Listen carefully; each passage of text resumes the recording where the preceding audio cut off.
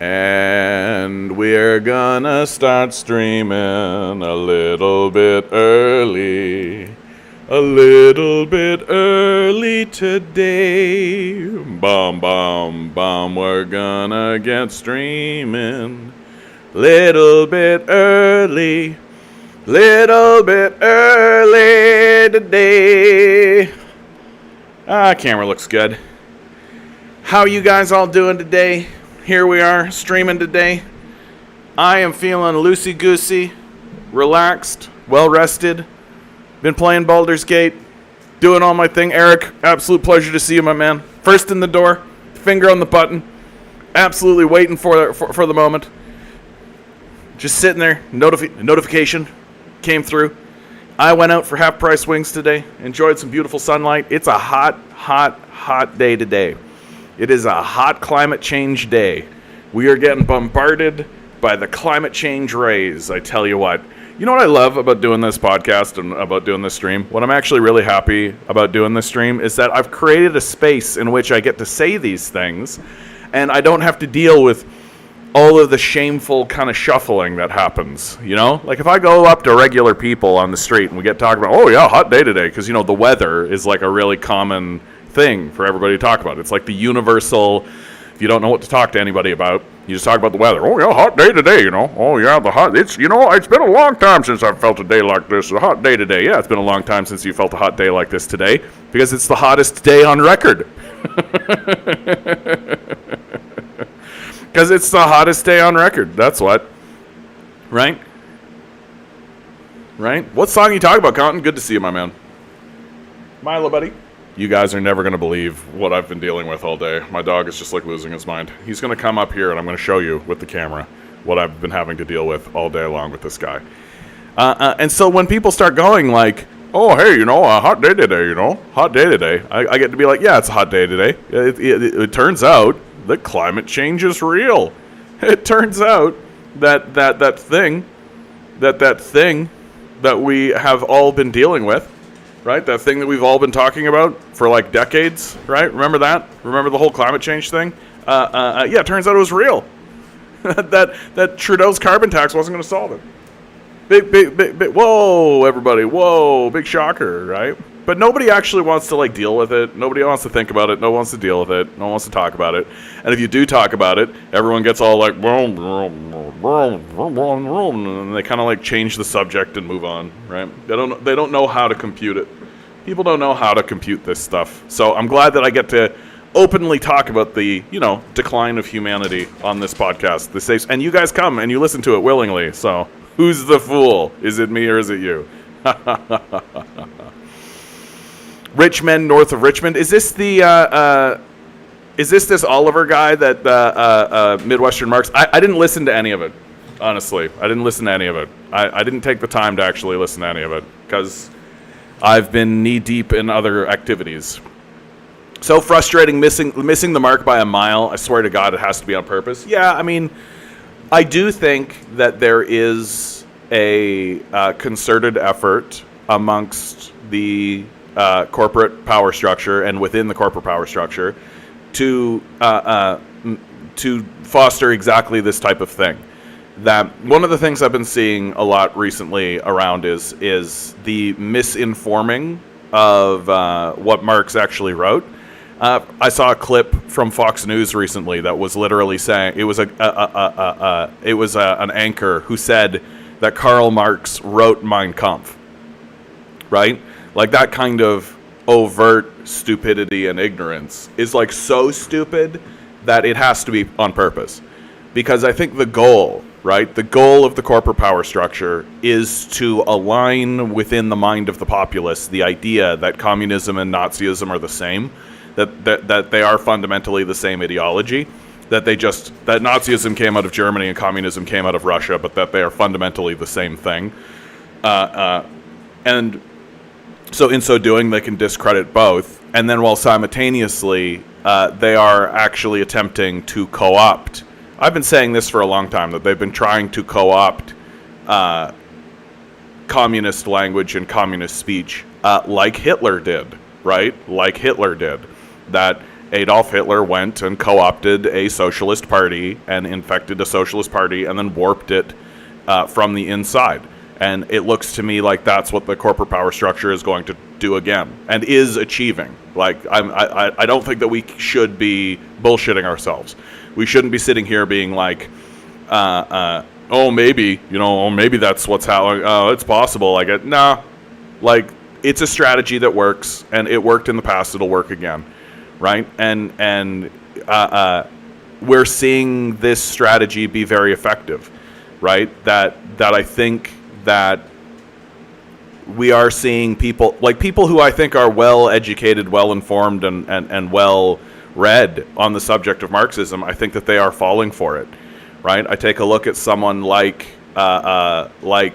Midwestern Marx, like Eddie, right? And it's heartbreaking to watch him turn that direction.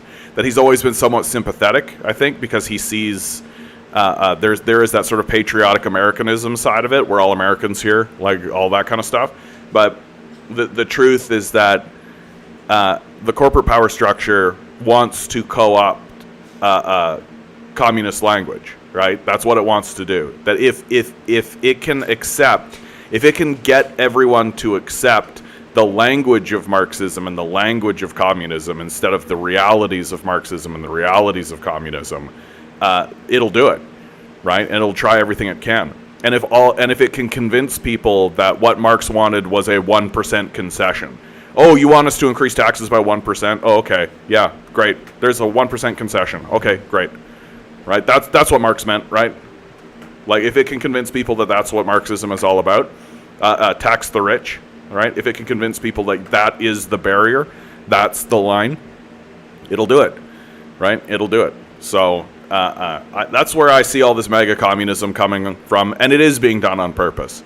Like, it is being done on purpose. That you can only fall back on, golly gee, people are dumb for so long. Right? I was talking about this yesterday, right? We had somebody on in the chat who really kind of triggered me to say, and I think it's actually true, that people are being intentionally stupid. That it's a stupidity. I think that there's two types of people who are being intentionally stupid on purpose.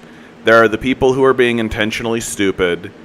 There are the people who are being intentionally stupid to purposefully misinform. And I think this is the entirety of PragerU, for example.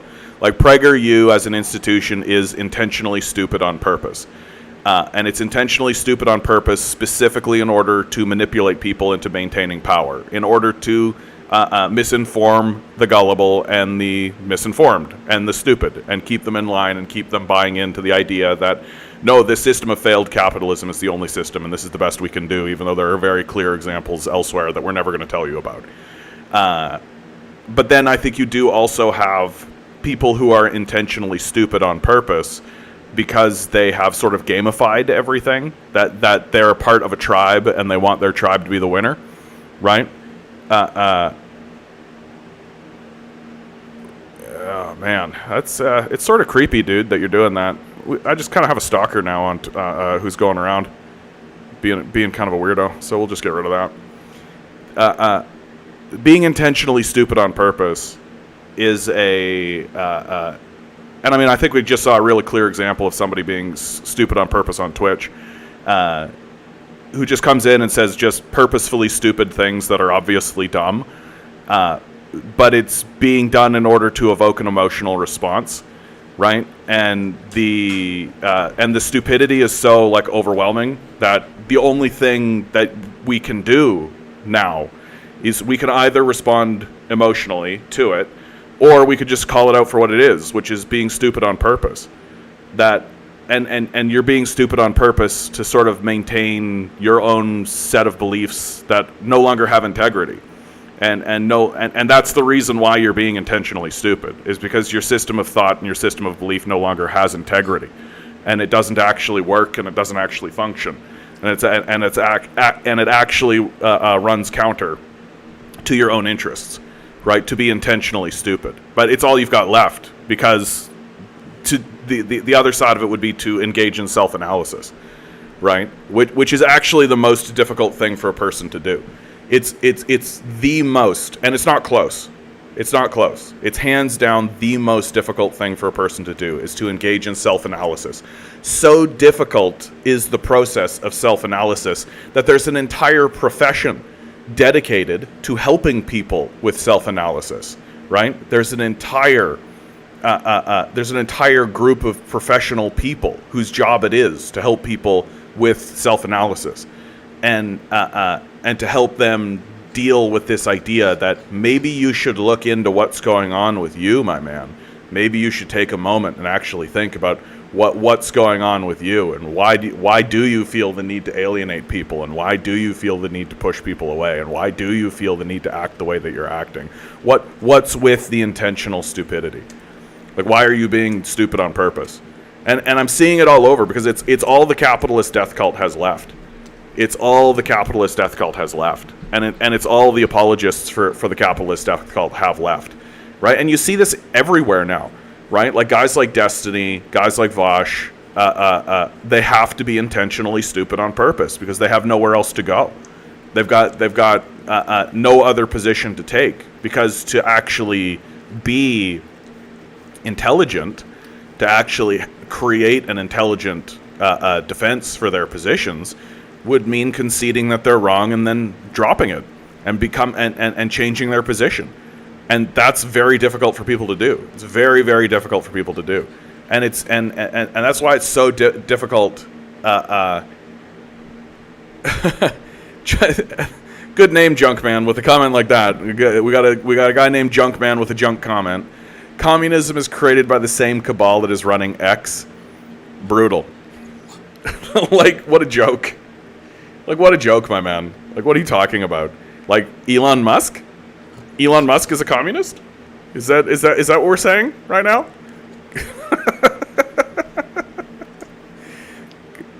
Capitalism.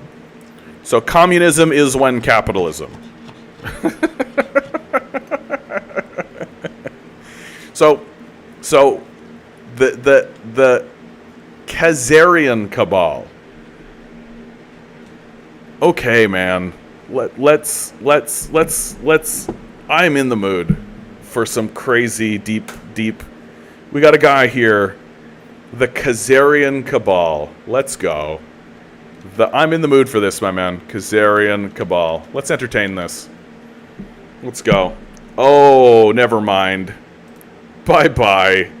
We don't need Nazis in here, bud. This is a no Nazi space. Bye. Yeah, thanks, Ligon to Z. It took about 10 seconds to figure that out. This is a no Nazi space. I highly recommend, Junkman, that you abandon Nazism, that you move away from this Nazi perspective, that you get away from this garbage as fast as you possibly can, that you grow up, become an adult, right? There's no reason to buy into this absolutely ridiculous asinine idea that it's the Jews that run things. Like, if this is actually how you think, if this is what you actually think, then you need to actually stop talking. Like, you need to actually stop talking and stop communicating, and you need to start reading, and you need to start using your mind, and you need to start opening up your ears, and you need to start listening to people, because what you believe is stupid. Like, fundamentally, down to the very ground, to the fabric of your belief system, stupid. If you believe that, there is no depth to the stupidity that you can believe. And I'm fine with calling it for what it is. Like, that is a very, very, very, very, very dumb thing to think. Like, it's very hard for me to think, I think the only other conspiracy that I think even matches it in terms of stupidity level is the flat Earth stuff. I think you got to go to that level to really realize how stupid that is. Like, to actually believe in a serious way that, oh, it's a cabal of Jews that are manipulating world events. Like, get the fuck right out of here with that. Like, get the fuck right out of here with that. It's so embarrassing. It's so childish. It's so stupid. And it's so obviously being done to distract overt crazed bigots and convince them the actual people who are causing their problems, which is the corporate capital owners, right? No, ignore them. The trouble is the Jews. Shut up. Like, you're so stupid. Go find a little Nazi cult, right? Go get involved with your Nazi cult so you can have a little group so we can all look at you and understand, right? Like, wow. Nothing blows me away more than this. The idea that the problem is the Jews. Like, what are you fucking talking about? What are you fucking talking about? Like, yeah, there is a Jew in every industry, right? That's why they pick the Jews. That's why the big corporate power structure that is actually dominating you picks the Jews, is because there's not a lot of them, right? So if they can convince the public to go after the Jews, right, instead of the corporate power structure itself, then the populace will waste all its time and spend all its time going after this small group that can't really defend itself, instead of actually going after their real enemy, which is the capital owners, right? So when you're walking around saying Khazarian cabal, like, you're just fucking embarrassing yourself, and you're doing this like Petersonian thing where you say the stupidest possible things in the smartest way possible, so that stupid people will believe that you're smart, right? But when you actually break it all down, you realize, oh, this is actually extremely stupid, what you're talking about. Hail Tosis on Twitch. The entire police department in Goodhue, Minnesota resigned over low pay issues. Yeah, fantastic. Bye. It's always interesting when the enforcers of the social order refuse to serve because they are too low on the social hierarchy. I mean, like, yeah, okay, bye. Goodbye. Like, I don't know.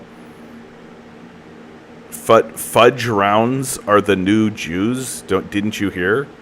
I don't know what that means, my man. I don't know what that means at all. Like,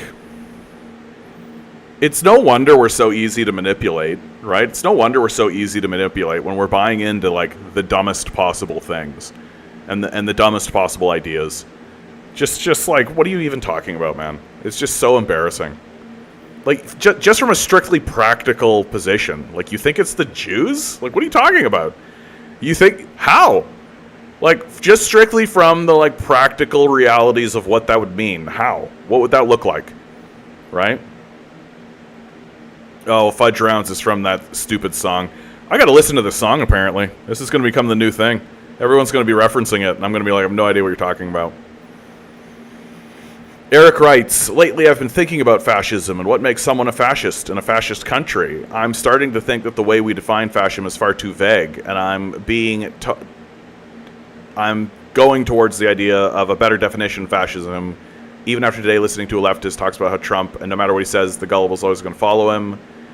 On the Trump thing, people who say that it's only the gullible who are following Trump misunderstand the Trump phenomenon.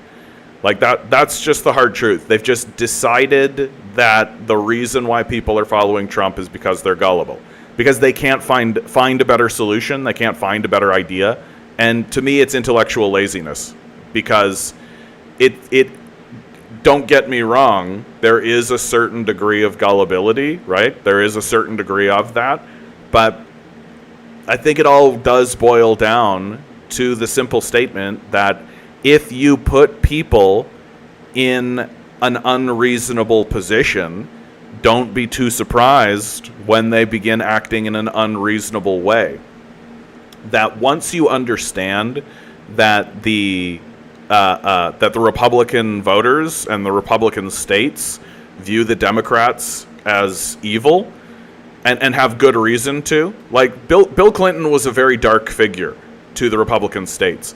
The reason why most Republican states are living in the state of poverty that they're living in now is because of Bill Clinton, right? That Bill Clinton decimated the welfare system. Bill Clinton is the reason. Bill Clinton signs NAFTA.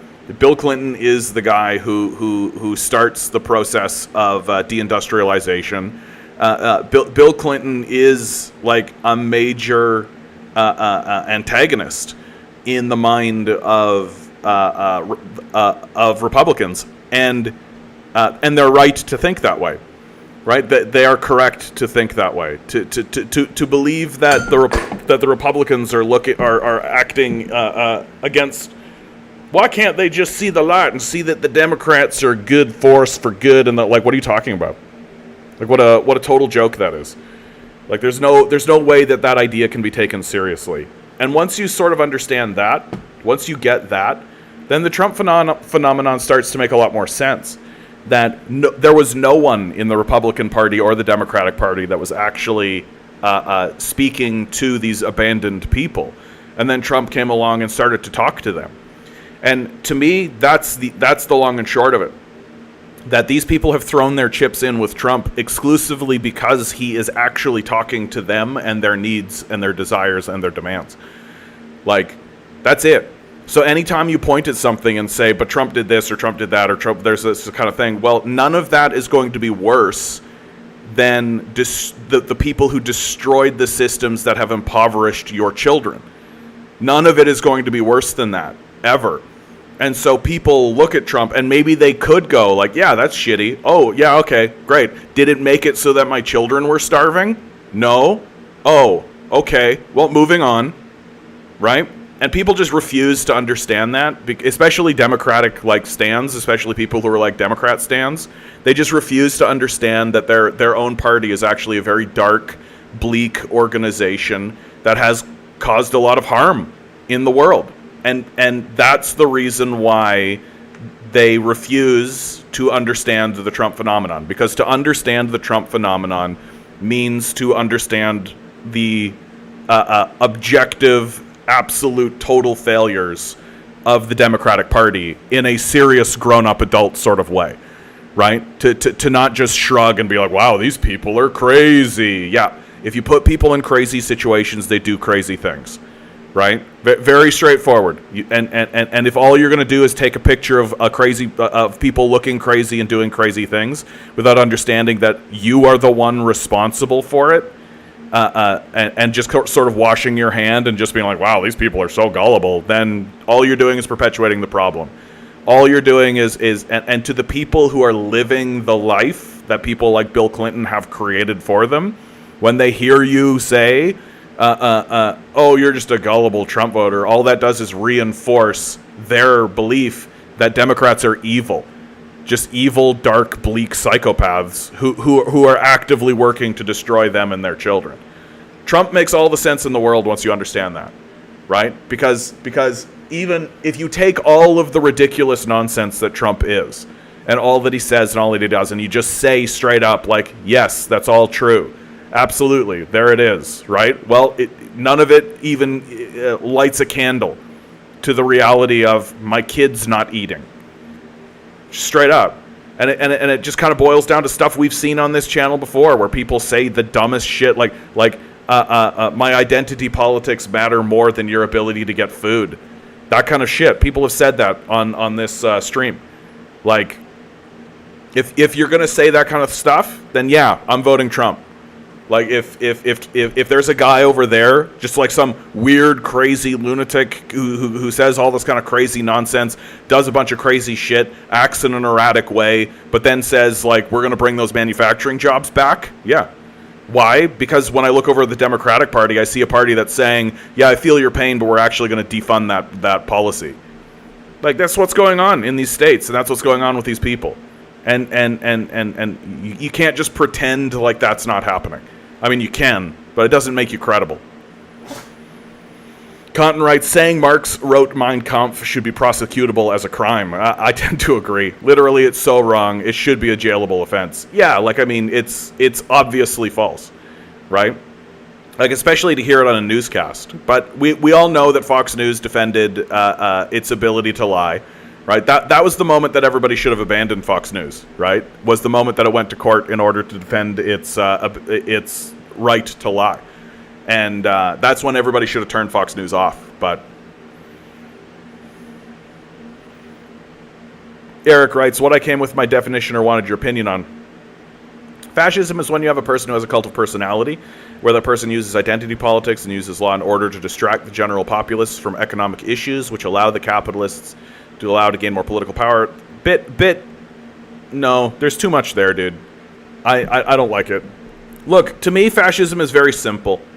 Like, it is. And it really is just like, I think Mussolini nailed it, right? Like, the big shocker, the guy who invented, like, was the fascist party, right? He's the guy that nailed it. That he said fascism would be better called corporatism because it is the merger of business and state. That's fascism. The merger of business and state is fascism. That all of this other stuff, the cult of personality. Well, what's a cult of personality, right? In a democratic system, everything is a cult of personality. Bernie Sanders is a cult of personality. AOC is a cult of personality, right? Everybody is a cult of personality because that's how you get elected, right? You have to be like a cult personality figure. You have to, right? Russell Brand is a cult of personality. I could be considered a cult of personality, right? Like this idea that I've never actually understood why people think that the whole cult, quote unquote cult of personality idea is exclusive to fascism, because it really is not. Like, Winston Churchill has a cult of personality around him. George Washington has a cult of personality around him, right? Where that person uses identity politics. I mean, everybody uses identity politics, and uses law and order to distract the general populace from economic issues. I mean, these are strategies and tactics, certainly, but again, are not exclusive to fascism. Like, what makes fascism fascism in the same way as what makes a theocracy a theocracy, right? Like, what makes a theocracy a theocracy? A theocracy is a theocracy because it's the merger of church and state.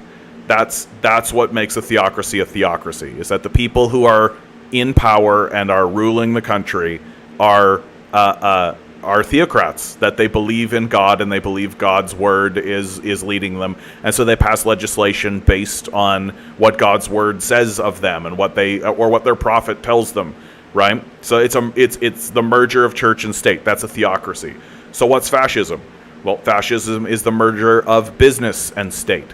It's when the capitalist system finally says, okay, like, we're not going to have these separate entities any longer. We're not going to have an entity where you have the free market and businesses are there, and then you have a state that is separate from that and is regulating those enterprises, right? Like, that, I think you could say, is a capitalist model, right? That would be what capitalism would be.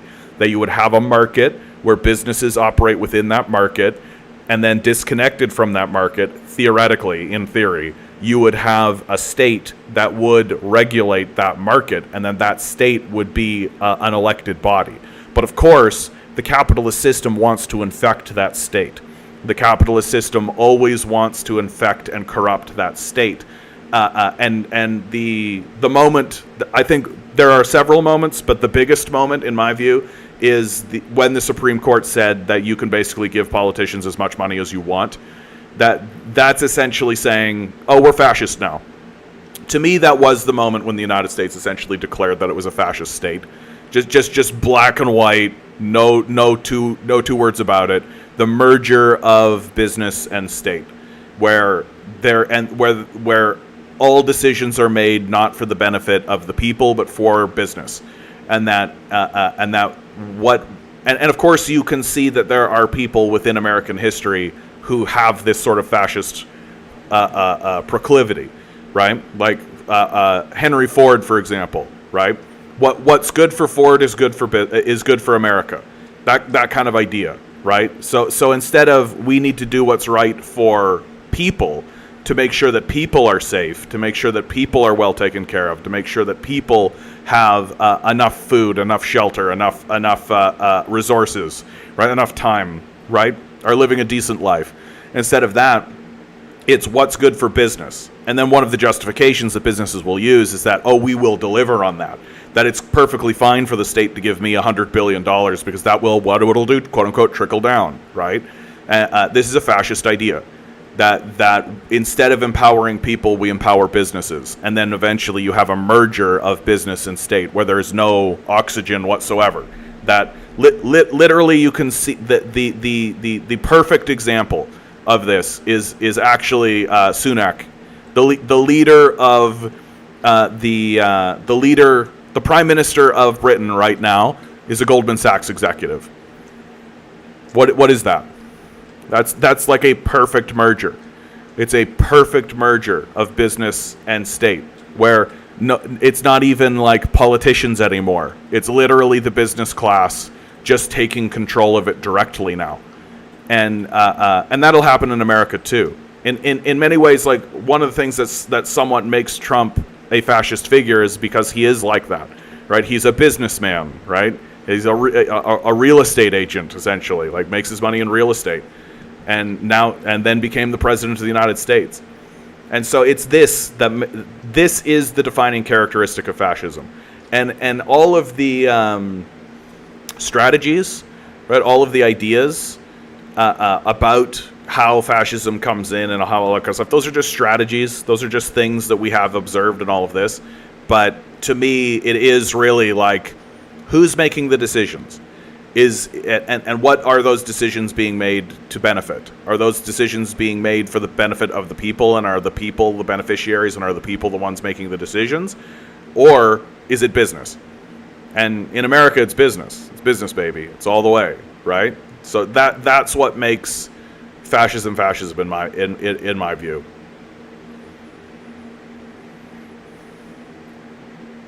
What gets on my nerves about like the mega socialist thing is they always assuming that rural folks are just misunderstood and need to be educated, need to be taught. It's likely they refuse to understand that rural folks and say that they are also gaming out something on their own perspective. They're also trying to slick you into some headspace.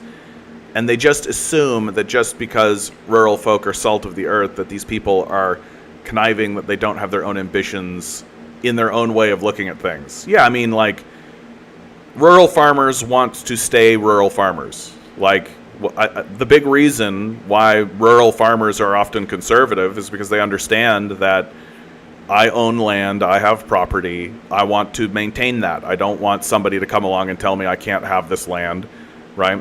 Like, and you've got to, like, a rural farmer has to understand his position in the system, right? He generates the food, right? And if he were to stop generating the food, that would be that would be when people would say, oh, you're literally not generating food anymore, then you don't get that land anymore, right? And that would be reasonable.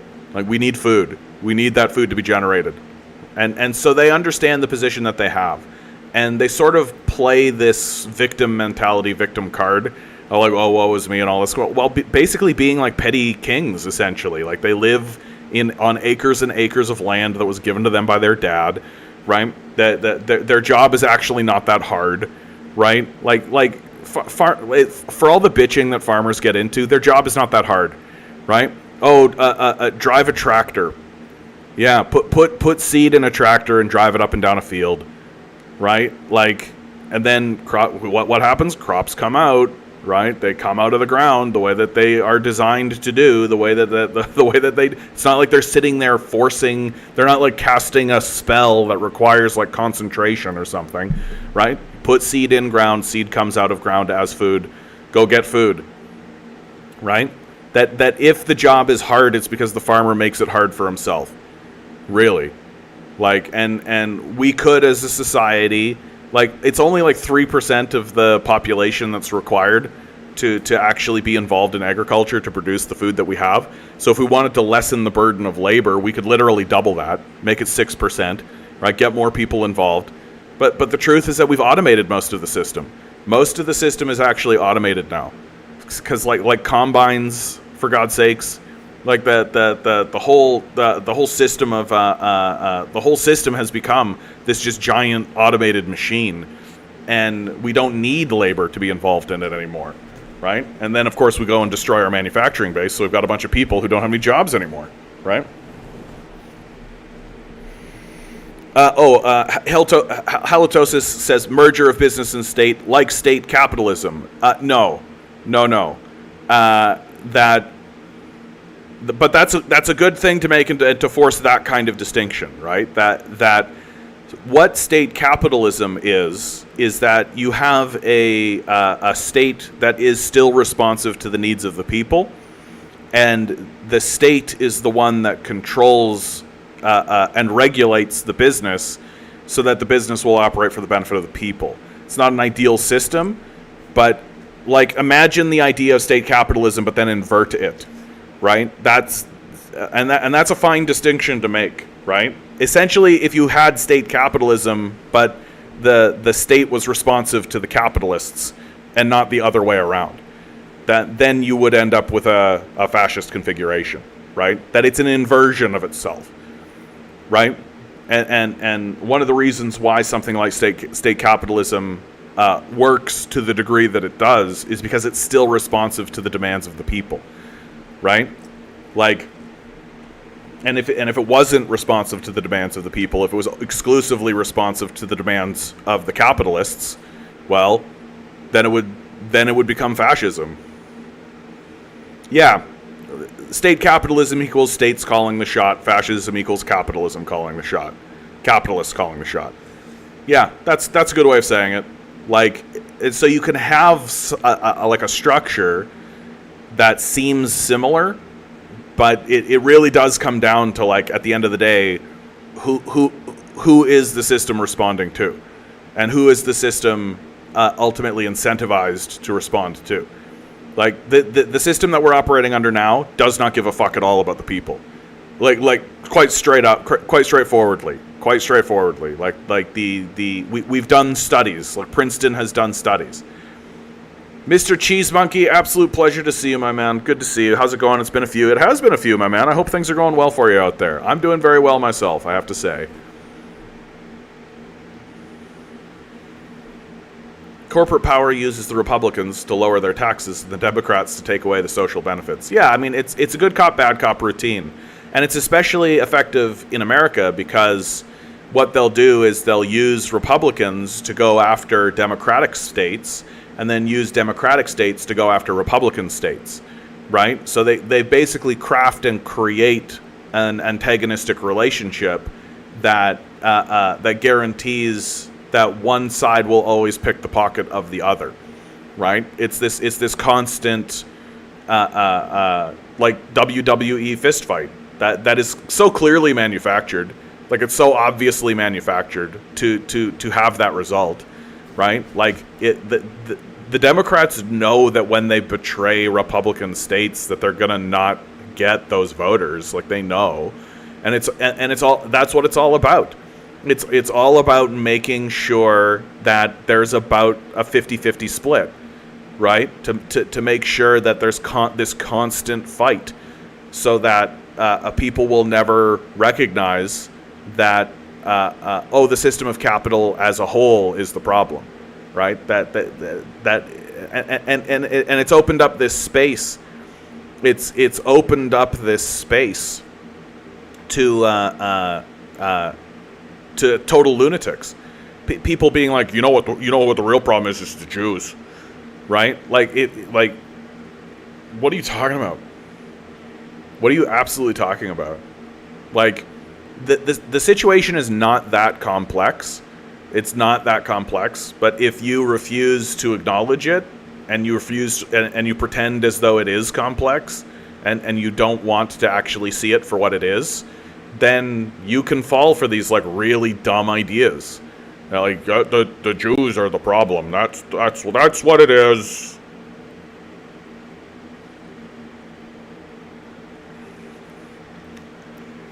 Capitalism's final form. You haven't even seen my final form. Yeah, it'll be fun when we see capitalism's final form unleash itself on the populace. Which, I mean, if Africa actually does manage to get the independence that it may get over these next few decades, we're going to see something real serious. We're going to see something real serious. Watson, good pleasure to see you, my man. Watson writes, the state and the ruling class are inseparable. One aggrandizes the other. Capitalism is the method of wealth accrual at the top end. Fascism is the ideological tool used by the ruling class when the ruling class sees a threat of revolt from below by the working class. Yeah, I mean, that's as far as we're concerned, like the blunt instrument, like of the like in the most blunt way possible, like when people actually gather en masse and then police come out and beat the shit out of them, Pretty straightforward stuff. I'm sorry, but I disagree. The whole defund of the welfare state didn't start with Bill Clinton. But as far as the Republicans are concerned, and this kind of plays into what I was saying, Eric, that like Democrats go after Republicans and Republicans go after Democrats, right? That's the way that works. That like Reagan defunds Democratic states, Bill Clinton defunds Republican states. That's the game. And it's done on purpose. It's done on purpose so that the populace will remain divided. Oh, it was that Republican that went after me, and so I'll definitely vote Democrat. Right? Oh, it was that Democrat that went after me, so you support Democrat? What a scumbag you are. Right? And meanwhile, the whole game is just like being, a pissing match between conservatives and liberals is a dead end for the working class. Yeah. And that's essentially what it all is. And what it will remain. Like, until the whole thing starts to seriously collapse in serious ways. Like, we are seeing the populace begin to configure itself more seriously towards a general strike. That you're seeing more and more industries go on strike. You're seeing more and more companies. You're seeing more and more organizations. You're seeing more and more people actually do it. And a general strike is exactly what we need.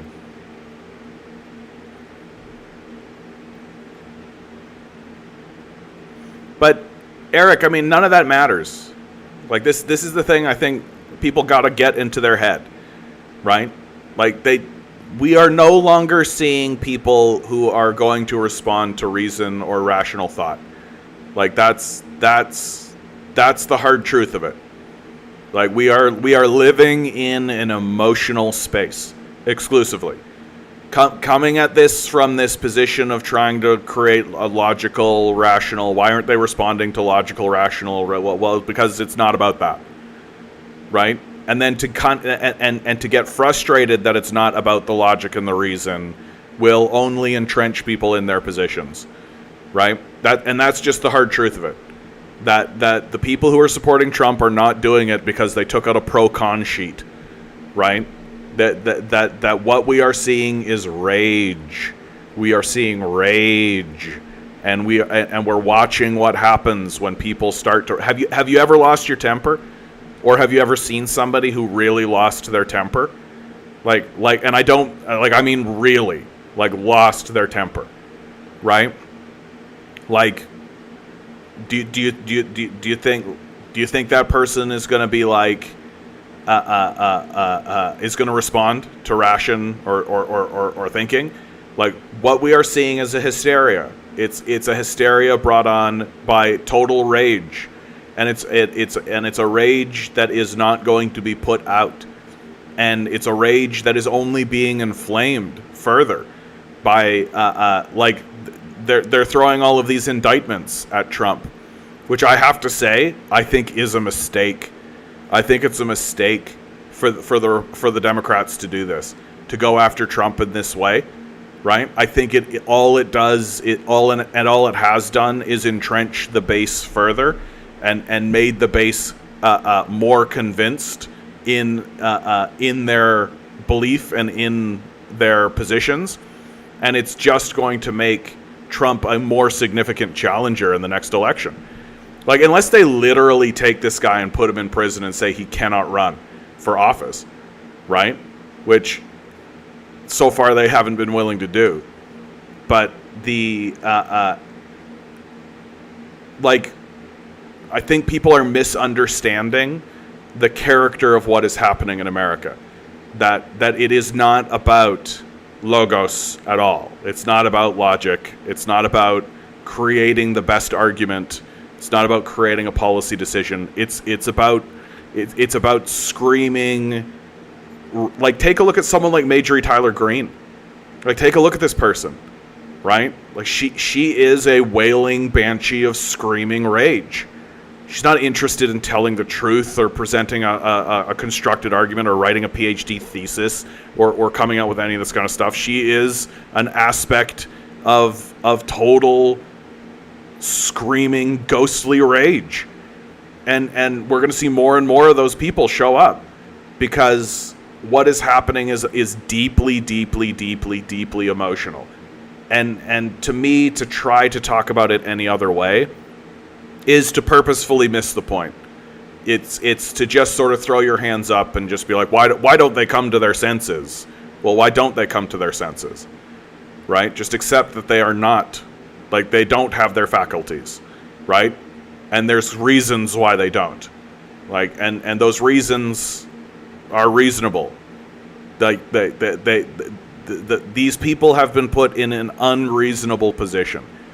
And it is absolutely fair to say that. Right. And the Democrats are also in a completely, like, what do you think, Russiagate was reasonable? You think Russiagate, like, you think what's going on now with the Ukraine war and all this kind of stuff was people acting reasonable? Right? Yeah, and what is Marjorie Taylor Greene? She was a small business owner destroyed by the system, and because of her faith in their system, she blames other people and ideologies. Yeah. Like, but these people are not taking the step back and actually analyzing the system within where they live in, right? They're not doing that. And if they and people who start to do that around them are called communists. So if you actually like say, hey, have you noticed how there's like a system, like there's a structure here that you should actually analyze? There are like rules to it. It's like, what are you, a dirty commie? We don't need this dirty commie talk in here. Get out of here, commie. We're a capitalist. We're here to do capitalism, and we want to reinstitute capitalism. The Democrats are the communists, and they've ushered in communism and have destroyed everything around us, and we need to purge the system of all these communists and start, like, this is what's going on. Like, and it is this like yeah. The pretty bourgeoisie, is ideologically incapable, of having class critique of the system of profit. Yeah, I mean, they have to be intentionally stupid. We were talking about this earlier, Watson, being intentionally stupid on purpose, right? Like, they have to be. This to me is the biggest problem that we're facing today. Is that what we are looking at is the people at the very top of the system have to become stupid. They have to be stupid. They can't be anything else. Because if they stopped being stupid, then they would have to actually say, like, oh, like, the most reasonable thing to actually happen would be to depower the system of capital and to restructure this so that we don't destroy ourselves. Like, that would be it. And so it would be like straight up, like, give your money to the poor. It'd be stuff like this. That if they actually were to stop being stupid, they would realize that giving their power away is the way forward. Right? Well, and I got to tell you, Watson, I think the people at the top of the system, yes, they use people who are stupid. I also fear that they themselves are also quite stupid. Like, that the system itself has its own operation. It rewards a certain type of behavior, and that the people who are willing to embark in that type of behavior are actually really, really dumb. Like, self-destructive, not very good at planning, not very good at having foresight, that and belligerent and mean-spirited, I think, as well, right?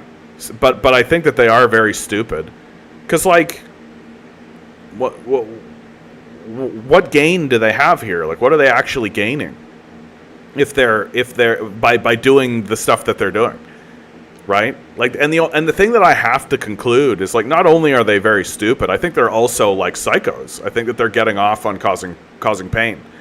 Like, I think they have to know that they're causing pain. They've got to know that they're creating suffering in the world. And I think that they're enjoying it. Right? So I think that we're being ruled by people who are deeply, deeply... Jeff Bezos, the Koch brothers, the Thompsons are not stupid. I tend to disagree. I just tend to disagree.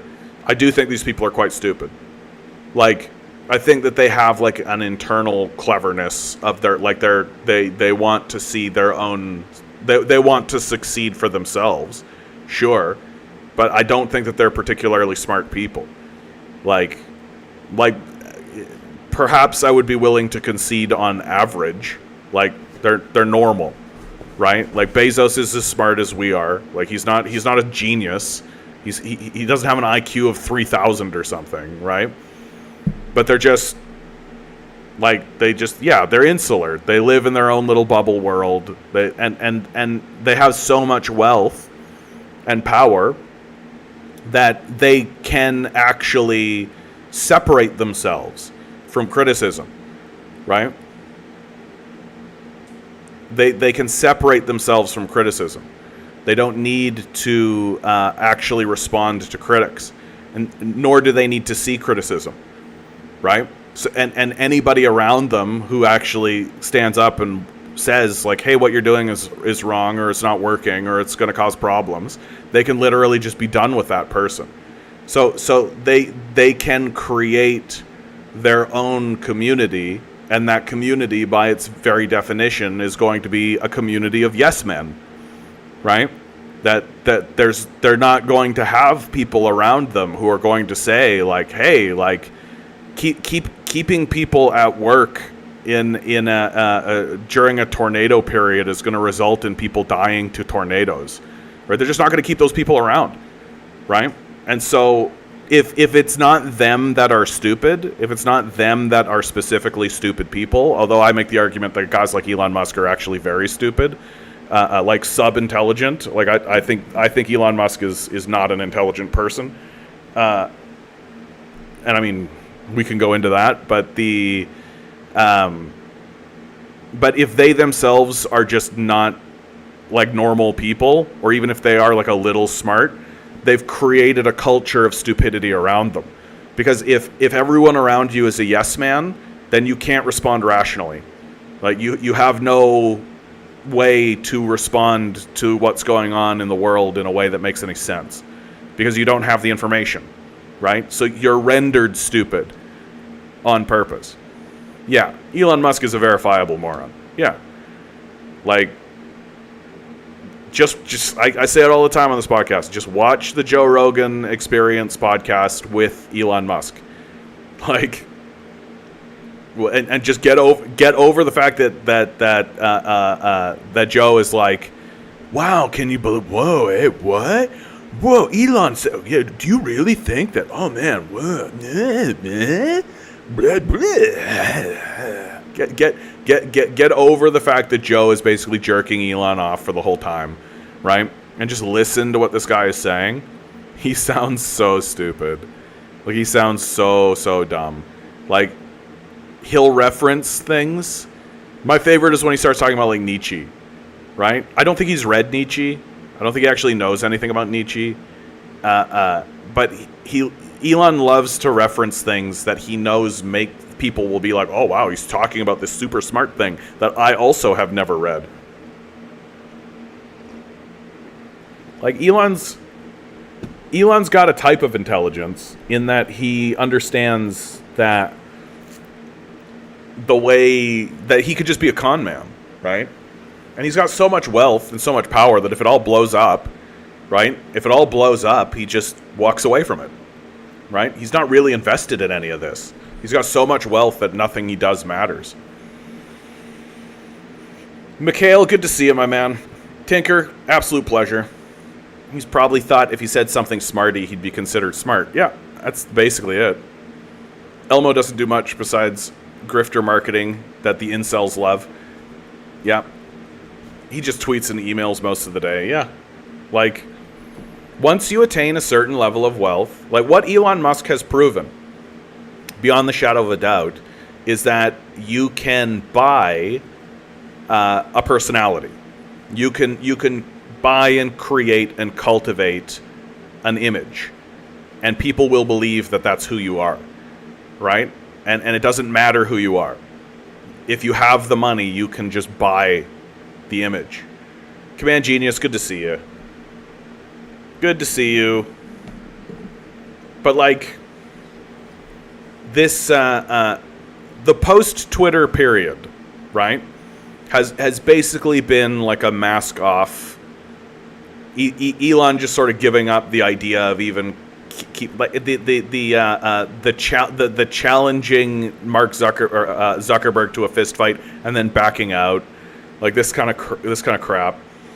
Elmo's dad is a creep. He had 2 babies with his stepdaughter. Yeah, like again, like once you attain a certain level of wealth, right? Like Elon's dad owned slave mines. Like what are we talking about here?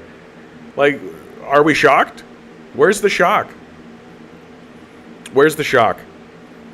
Changing the subject ever so slightly. Only ever so slightly, because Elon Musk still lives in Texas.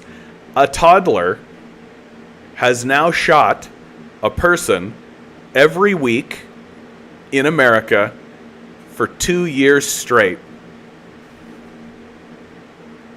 A toddler has now shot a person every week in America for 2 weeks straight. Where toddlers are shooting people, number of times a person has been shot by a 1, 2, or 3-year-old since 2015 includes self-inflicted injuries. Big surprise. Big shocker, everybody. It's Texas, Florida, Georgia. That's Georgia, right? Okay, we're gonna do. What are you? What are you? Is that Tennessee? We got to do it. We got to find out. We got to find out. Yeah, parents should have just taught them better gun safety. Missouri. Like,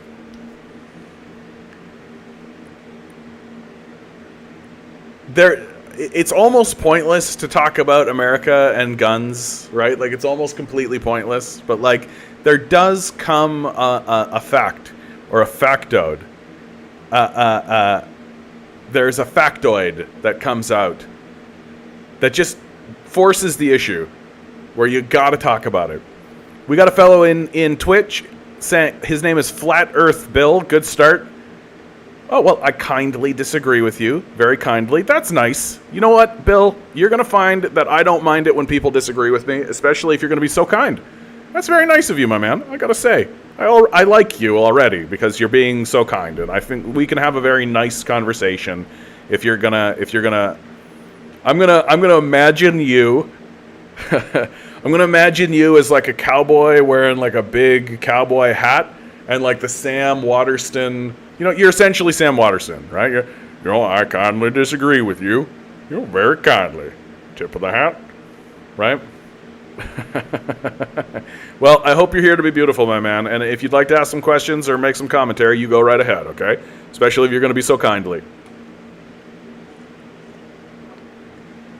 Cotton writes, that's awesome. Our toddlers are hard. Yeah, that's right. That's right. Toddlers are not fucking around in America, man. Toddlers are shooting people, man. There's a movie that I would watch. What you need is like a romantic comedy, right? You need a romantic comedy, and one of the C plots where the romantic comedy is happening is a toddler who has managed to get his hands on a gun, right?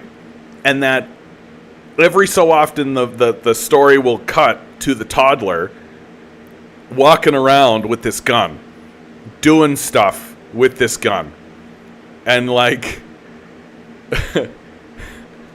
and then of course the culmination of the whole thing is that the toddler shoots someone with this gun, right? And like you should call it like an American Tale. Like, geez Louise. Oh, we got another first time chatter here. I shoot lightning. Wow, dude. I wish. Commie, bro, that's so 2016. You're still into the communism meme. I would argue that communism's been around since before 2016. So, fun fact, my man. You're going to find that I don't think communism is a meme, right? That it is an economic system. It is a critique of capitalism that we should definitely be investigating. And so to call communism a meme is to fundamentally misunderstand what communism is about and the nature of it. So, I don't know, maybe stick around, ask some questions, right? Learn something. Here in the U.S., babies are born pistol first, then head. Exactly. Good to see you, bud. Good to see you too, DJ. And you, Ben. A whole influx of people. Good opportunity to say like, share, subscribe, guys. Hit the bells, hit the whistles, hit the like button. If you have $1 in your pocket, think about donating it to the Patreon, right? Think about donating to the stream. If you're a regular, right? Hat out, jingle, jingle, right? I do need money to make this thing work. But even more importantly than any of that, tell people I exist, right? The number one form of marketing is still word of mouth. Even in this hyper-digitized age, even in this age of total digitization, the number one form of marketing is still word of mouth. So if you have a friend, a family member, somebody who's looking for a podcast, somebody who's looking for someone to discuss the world with, if you've got that uncle who you can't stand, who's individualizing his individualism, send him my way, right? Like, do my bidding. Thank you everybody for being here. I really appreciate it, man. You guys being here is the best part about this whole thing, honestly. Talking to you guys every time I hit the stream. It's absolutely wonderful. Yeah, why so few in California? Come on, California. Only 2? Rookie numbers. Rookie numbers, man. Only 2 children. Yeah, Ralph Wiggum voice. I'm regular. Yeah. Like, it's so absurd, right? Like, it's yet and really, if you paused and thought about these are tragedies. Like, this is a tragic thing that's happening, but it's become so difficult to view them as tragedies. It's becoming so difficult to view these as tragedies anymore. And it's because it's because the system is obviously not responding to it. I Shoot Lightning says, yeah, but 2016 was when all the Redditors and Bernie Bros got into it. Yeah, okay, so they caught up with us, right? Like, communists have been around for a long time, my man. And just because you learned about it doesn't mean that it's new.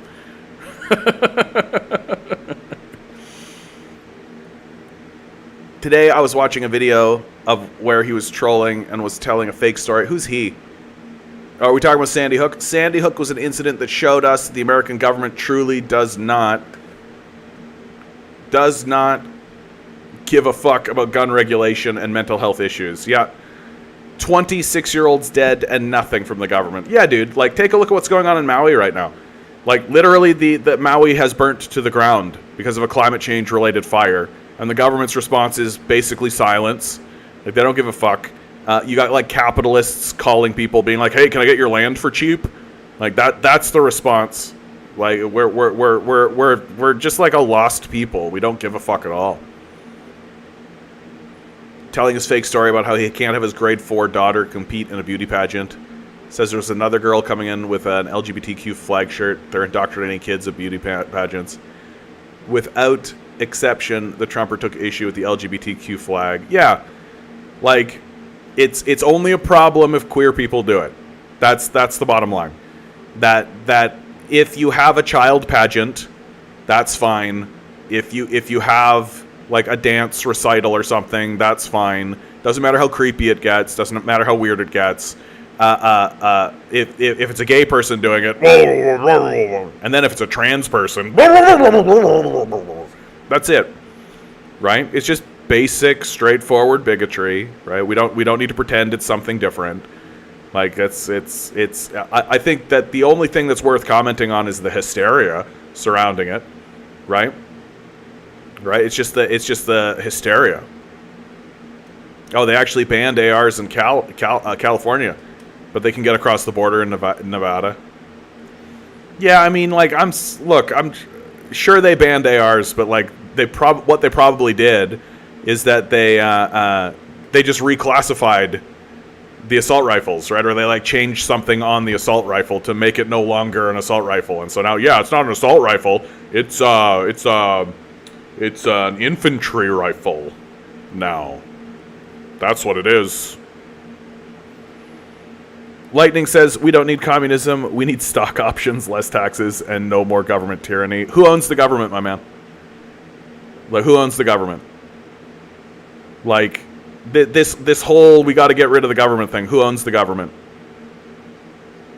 Like this is the problem that I have with this whole libertarian idea and this whole libertarian position, because it's not particularly well thought through, right? That you're basically like 20% of the way there. Right? Who owns the government? Who's in control of the government? Who buys the government? Like, what's the government? Like the government is as far as I can tell, libertarians think the government is a creature. It's just like some kind of monster that was spawned from the dark heart of America or something. Like and that the government is communism itself. Yeah. The trouble with today's world is that we need more capitalism, not less capitalism. We need more of the thing that's causing the problem, not less. The way to stop beating people up is to beat them up harder.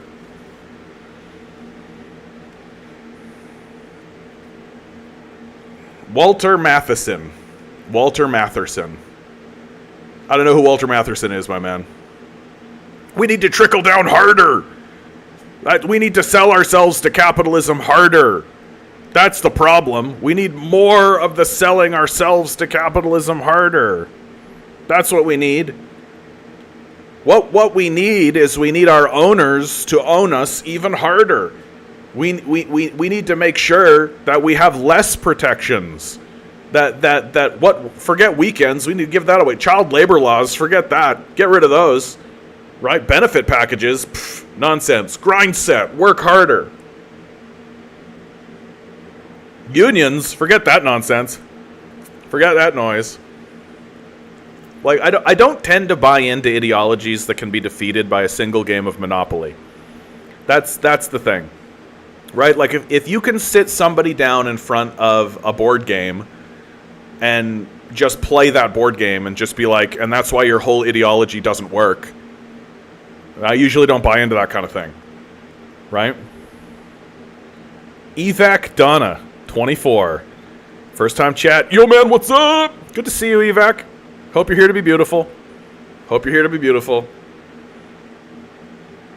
guys are having a beautiful time out there, you know? It's a strange world we're living in. It's a strange world, and there's lots of strange things going on in it. We have the Quebec energy minister saying the number of cars will need to be reduced by 50%. To be fair, this is from True North. So we got a Quebec energy minister, Pierre Fitzgibbon, said on Monday that the number of cars currently on the road will need to be reduced by 50% to help facilitate a green transition. I'm more or less of the opinion that the reduction of the amount of vehicles on the road is going to happen no matter what we do. That the transition to electric is not going to happen. That this whole narrative that says everything needs to be an electric car, well, electric cars require 15 times the amount of copper. You're never actually going to get all of these cars replaced with electric vehicles. It's just never going to happen. There will be electric vehicles, but those electric vehicles will be exclusively owned by the rich, right? And meanwhile, yeah, they got to make public transport free, 50 times the investment in it as well. Bring in the Chinese to help it. Yeah, we're not doing that. We're not interested in that. Evac Donna says, by the way, I came across your stream and maybe I can help you out with your Twitch custom graphics even more. What's your Discord? I can send my portfolio there. This is my Discord. If you're interested, add me there. So, Evac Donna, why don't you send me an email on that? And you're going to find my email. Should I just write it out? It's on my YouTube.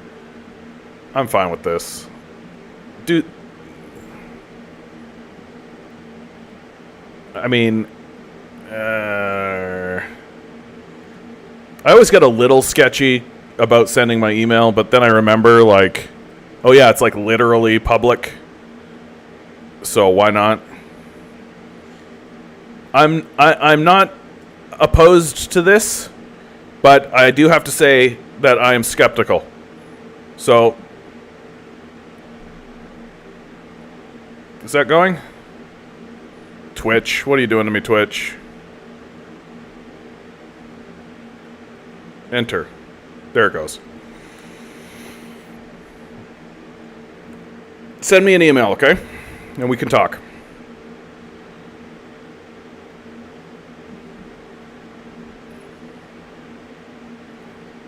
Who is going to Trump rallies? I mean, it's not hard to make, but this is the thing, man. It's not hard to make Americans look stupid. It's not exclusively Trump, right? My absolute favorite are the, like, asking Americans about locations on a map, right? Yep, Chinese can build it in 16 months, entire rail systems. They can employ 25% of Canadians just to watch. Yeah, look, we're not interested in that. Like, the system of capital will prevent us from building infrastructure. That the system operates in a very straightforward way in order to prevent us from expanding our infrastructure. That if a politician was to stand up and actually say, oh, hey, let's build high-speed rail. Let's build high-speed rail. Okay. Well, what's the very, very, very first thing that the capitalists are going to do? They're going to buy up all that land, right? They're going to buy up all that land because the value of that land just went up by a factor of 10, right? So they're going to buy up all that land, and then they're going to turn around to the government, and they're going to say, oh, hey, you want to build high-speed rail? Okay, that'll cost 10 times the amount. You see this happen over and over and over and over and over and over again. It's the reason why we can't get shit built. Because the capitalists insert themselves as worthless middlemen into the middle of projects in order to squeeze out as much money as they can from the electorate. That's the whole thing. And so then the politician, well, he can't turn around to the people who voted him in and say, oh, that project is going to cost 10 times the amount that it cost previously, right? Because he'll get voted out of office. And so what does the politician do? Turns to the electorate and says, yep, things are going perfectly swimmingly. We're making deals. We're getting it going. Absolutely. I am committed completely to building this thing. Absolutely. And time goes by and it doesn't happen and it doesn't happen and it doesn't happen. Because the capitalists own the land and the capitalists own the resources, and they've just jacked the price by a factor of 10. Right? It's the reason why we can't get shit done. Full stop. Full stop. And then if something does happen, if we do get infrastructure done, it's because the politician has somehow convinced the electorate that this price tag makes sense.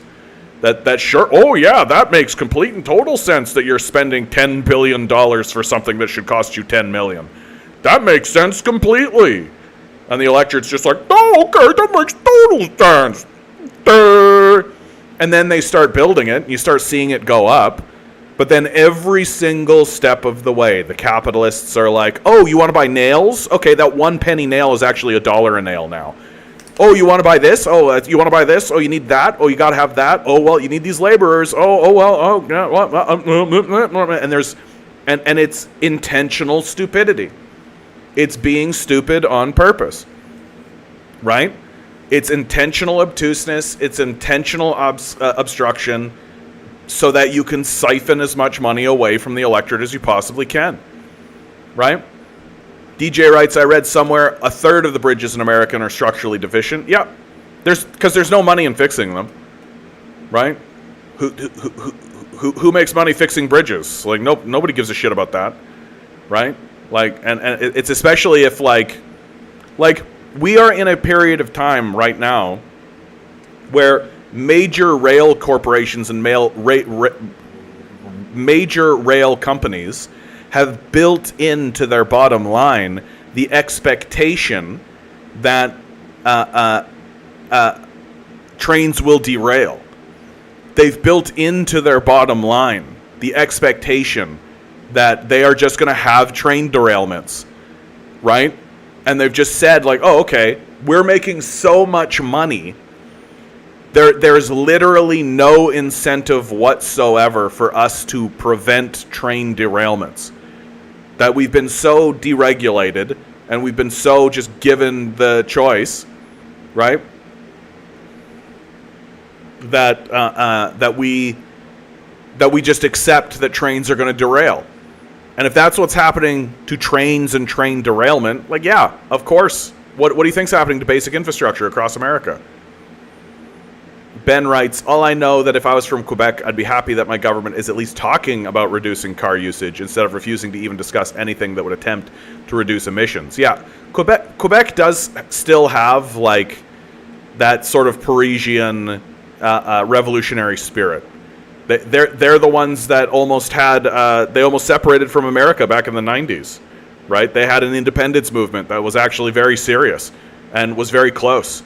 And there is still debate about the election that was held. There was a referendum that was held that swung, it was very close. It was like 49% to 51%. And of course, what kind of chicanery happened behind the scenes, we don't know. So, Mikhail writes, there is not enough intercity travel in Canada to justify the expenditure of building high-speed rail infrastructure. Yeah, whatever happened to if you build it, they will come. Yeah, exactly. But that is the thing. Like, that's the problem. And I see this all the time, right? Like, oh, we don't want to put a bus in here because no one will use the bus. Well, no one will use the bus because you haven't built a bus here. Like, if you build it, they will come, right? And proof's in the pudding, actually. Like, we've done studies on this, that for every dollar you put into infrastructure, into transport infrastructure, you get $3 back. Because if you put a bus station somewhere or a subway station somewhere, businesses put their businesses beside those stations, right? For exactly the reason you think. Like, yes, I would like to put a cafe or a cafeteria directly beside a subway station. Yes, absolutely. Ganked and Spanked. What a great name. What a great name, my man. That's a real video gamer name right there. Good to see you, man. Hope you're here to be beautiful. Well, that is the reason you have a government to facilitate repair of bridges, the road of the side of houses. I mean, theoretically, yeah. But our government doesn't respond to us, right? Our government no longer responds to the needs of the people. That it's structured on purpose to respond exclusively to the profits of a small group of corporate owners. And that's the only people Western governments respond to any longer. The only thing these governments and their owners will respond to any longer is full-scale revolt. It's the only thing that's left. So unionization, strikes, protest movements, it's the only thing left. Because God knows they're not responding to us and our demands and our needs.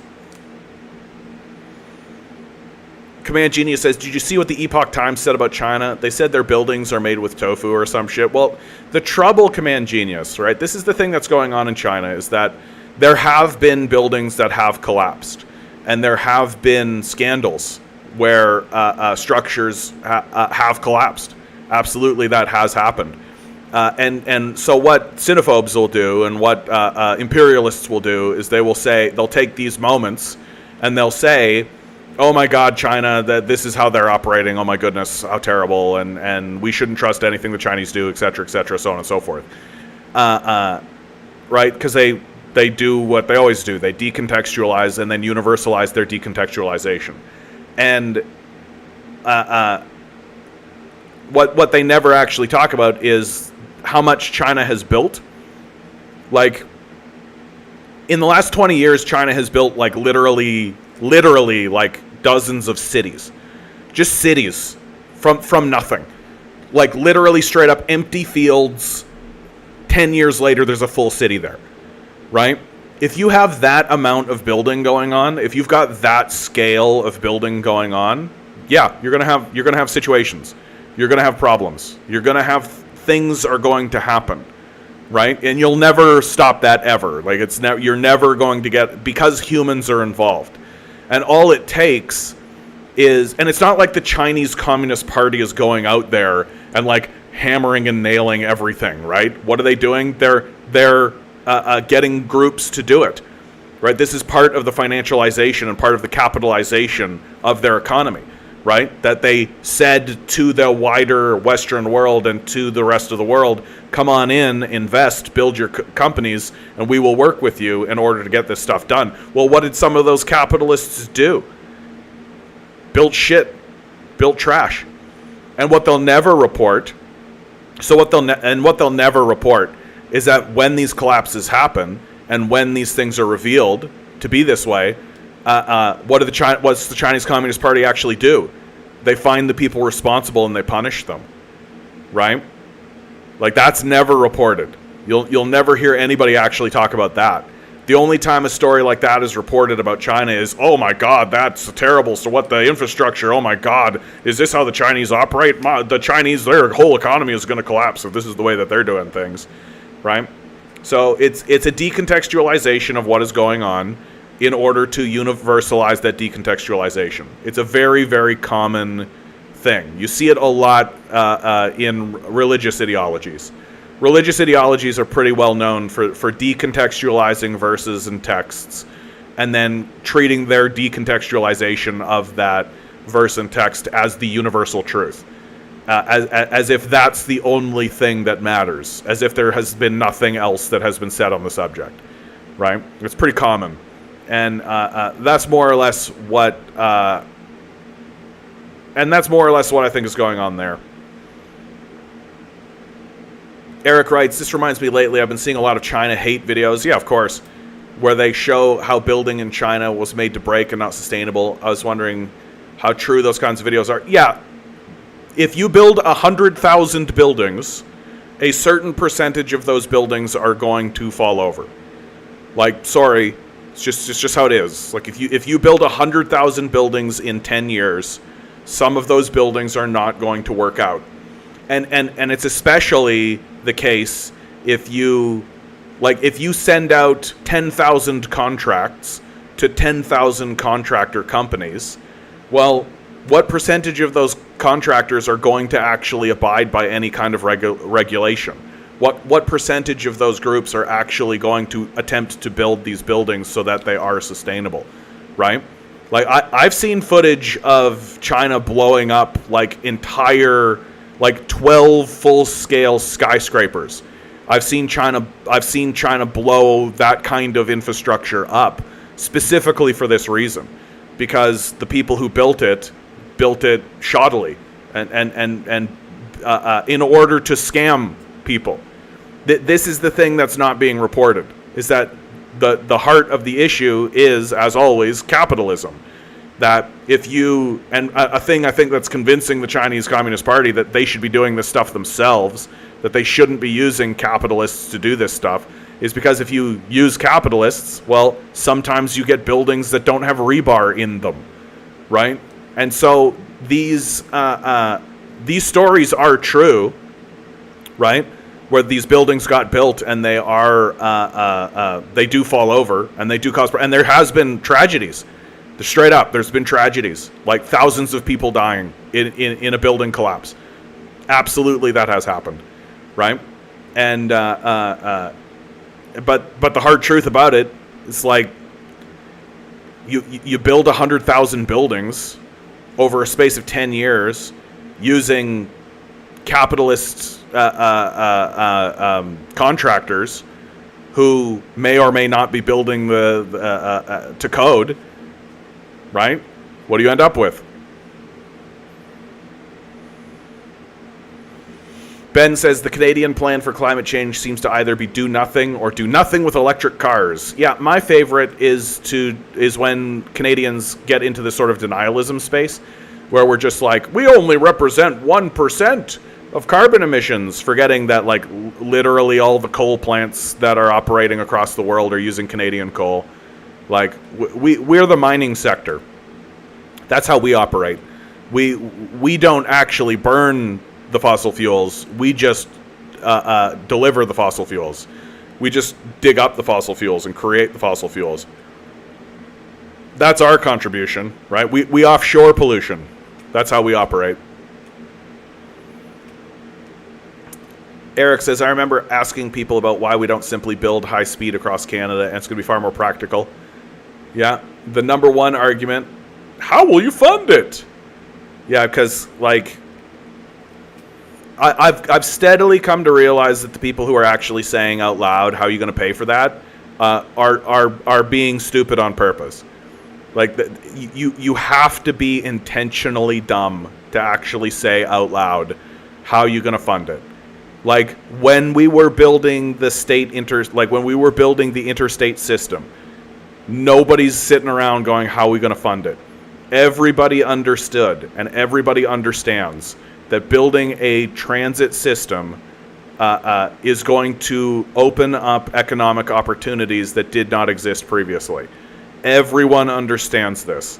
You have to be dim-witted and stupid on purpose in order to say out loud something like, how are you going to fund it, to actually not to not understand the benefits of a high-speed rail system or a high-speed transit system or a high-speed internet system to be installed across the country. Like, this really gets it. I've said it so many times today that I really got to get into the trifecta, right? The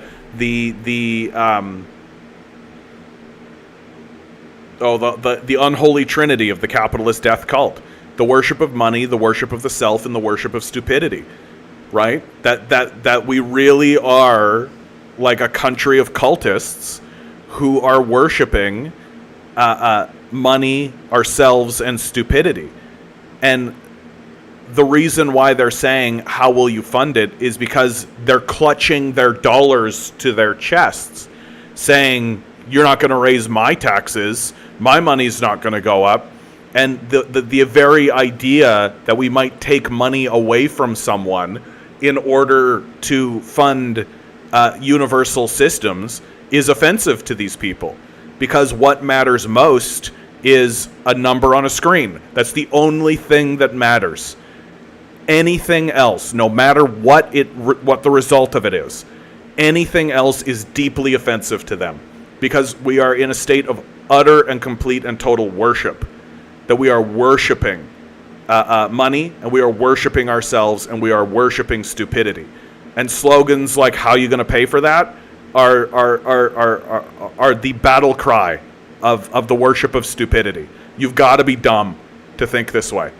And I'm so sick and tired. I'm done with trying to engage meaningfully with people who are saying, how are you going to pay for it? Outside of saying, stop being so fucking stupid on purpose. You obviously know how it's going to fund it. Every time we do a study, we find out that building this infrastructure pays for itself and then some. Obviously. Very straightforwardly. If you build high-speed rail, it's going to create a shit ton of business opportunities. You're going to have a ton of businesses at the locus points, right? At the places where the exchanges are going to happen. You're going to have entire businesses that are going to pop up out of nowhere that weren't there before, right? You're going to have, you're telling me that I can transport goods, what used to take a day, I can now do in 30 minutes? Oh, yeah. There's business opportunities abounding everywhere all the time, and you've got to be dim-witted to think anything else, right? You've got to be dim-witted to think anything else, but you are dim-witted, right? We're living in a country of extremely rich, selfish dimwits who refuse to understand basic logic, because all they want to do is like wrap themselves in money like Scrooge McDuck. That's it.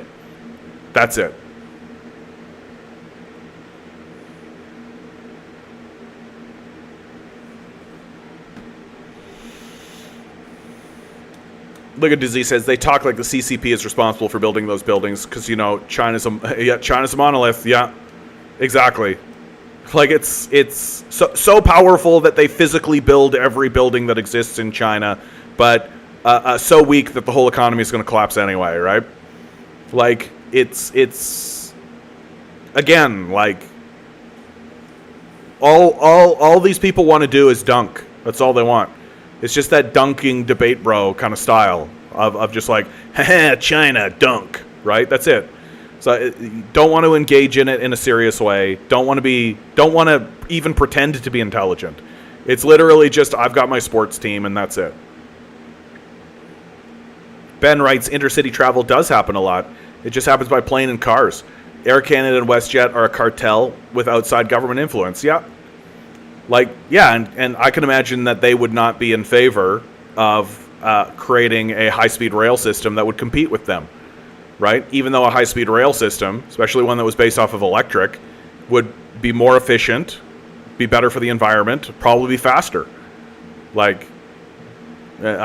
once again, capitalism ruins everything, right? And it's going to get really, really obvious, guys.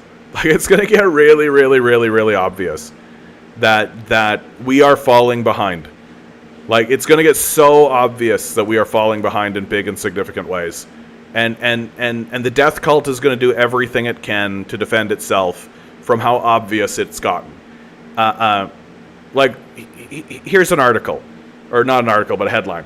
Saudi stockpile of U.S. government debt sinks to 6-year low. The Saudis are selling government debt. They're cutting off their ties. They're getting rid of American dollars, right? Gangton Spanks writes, I like trains as they create mobility, not use the car, get to and from work. Yeah. This whole but my freedom angle, get the fuck right out of here. What are you actually using your car for? For real. What are you actually using your car for? But my freedom. You just end up with these guys who are driving around like trucks the size of tanks.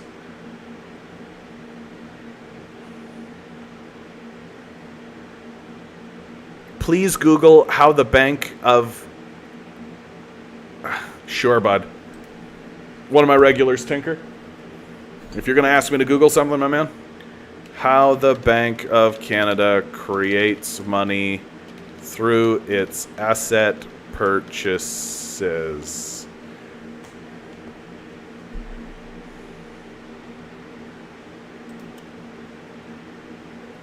Let's go. Money is created in the Canadian economy in two ways, through private commercial bank loans or asset purchases, and through the Bank of Canada's asset purchases. The majority of money in the economy is created by commercial banks when they extend new loans, such as mortgages. However, with the Bank of Canada's unprecedented asset purchases to reduce the negative impacts of the COVID-19 pandemic on the Canadian economy and to bring inflation up to target, greater attention has been paid to the Bank of Canada's money creation and its impact on inflation. An examination of the differences between these two methods shows that money creation through asset purchases by the Bank of Canada is essentially an internal government process, mostly limited by inflation. The examination concludes that external factors, like financial market dysfunction, cannot cause the federal government to run out of money.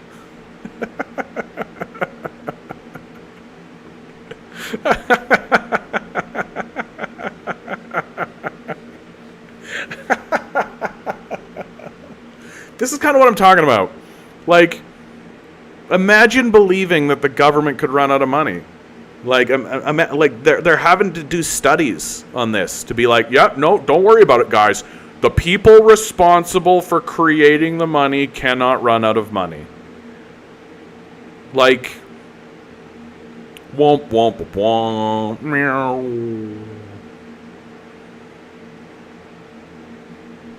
Eric, after listening to your explanation about China, it sounds to me very much like the typical libertarian tactic of blame the government but ignore the capitalist. Yeah, of course liberals will fall for that. Yep, because the government is this monolithic monster that's completely disconnected from everything, right? It's a creature unto itself. It's not run by people. There's no interaction whatsoever, right? Capitalists don't get infused with it or anything like that. And you can criticize the Chinese. If you want to criticize the Chinese Communist Party, you can say that they should have had more rigorous regulations, right? They should have had they should have been more rigorous, right? That absolutely, I think that you can critique them that way. And you know who does critique them that way? The Chinese people, right? Of course they do. You don't have buildings falling over and killing thousands of people and the people of China just being like, that's a normal thing that happens. Of course they're being critical of the Chinese government. But to pretend like it's this, it's it's more complex than this. It's more complex than just China builds shoddy infrastructure. Like, what, you think no building in the history of America has ever fallen over? Like, Tinka writes, Fed taxes collected are not involved in Fed spending. Hence, Bank of Canada has not limits to create money as long as it's directed towards productive assets. No inflation. Yeah, it's corporate profiteering, man. Like, I'm glad that you've provided this source, but like, you're basically just verifying something I've always known. Inflation is going up because corporations are raising prices. That's it. Corporations are basically just saying, hey, wait a minute. I know how we can get a lot more money. We can just raise prices on things that people require to live. You know what people need to live? Food. You know what people need to live? Shelter. You know what we should do? Raise the prices of those things. Like, it's so easy and it's so straightforward. And it's so, like, hilarious to me. Like, I'm glad that this exists. That's nice. This is actually something, you know what? I'm going to bookmark this. Because I get the sense. That's what I'm going to do. Get out of here. Get out of here. I'm going to bookmark this. Yeah. Because I feel like this is going to come back around somehow. You know what I mean? Like, I feel like this is going to come back around somehow. Like, it's that I'm going to end up talking to somebody who's going to try to blame government spending or something on inflation. Which is like, that is not what creates inflation. Like, it's straight, government spending does not create inflation. It just doesn't. Like, if the government creates money in order to spend that money to get people to do something productive in the economy, that doesn't create inflation. What creates inflation is assholes raising prices on everything. Like, this isn't actually a hard thing to follow. It's just, you got to kind of forget who has control of what in the economy. Or just not be aware of it. Don't forget that any success that China has is because of capitalism. Yep, but ignore what the CCP policies and successes exactly. Don't actually read the Chinese Communist Parties, and don't actually read the Chinese Constitution. Under no circumstances, guys, are you to read the Chinese Constitution. Do not do it.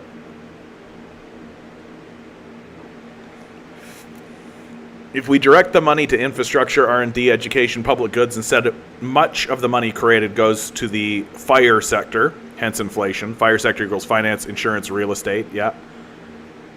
Yes, there are different types of inflation, causes, and so on, etc., etc., etc. Like, in the most technical way imaginable, you do inflate the economy if you print money, right? Like, just straight up, like, if your economy is $100, right, and then the value of this thing, let's say, right, this thing costs $1 in a $100 economy, right, or like a house. Let's be more reasonable. Your entire economy is $100, right? So a house is worth $1 in a $100 economy, okay? Hold on. If you print $200, so if you double the amount of money that is in your economy, right? Well, then the value of the house is $2, right? But that's only if you literally double the amount of money. The government spending that has happened and the printing that has happened has not doubled the value and doubled the supply of money. You haven't seen an increase, an inflationary increase on that scale, right? That like printing money does inflate your economy, but not to this scale. It doesn't correlate. It doesn't make sense. Yeah. Tinker says it depends on where that money is directed. So, for example, mortgage and loan credit are going towards real estate, land. Hence, inflation increases in that sector. Yeah. Like, you're giving more money. You're giving more money to real estate people, right? So they've got more money. So inflation increases. So the solution is The solution, as always, is to seize the means of production. Let's just cut to the chase. Just get rid of these capitalists. Just fucking get rid of these dumbass capitalists. Like, fuck this whole thing. Fuck the commodification of all of this. Fuck this nonsense. Right? Like, we're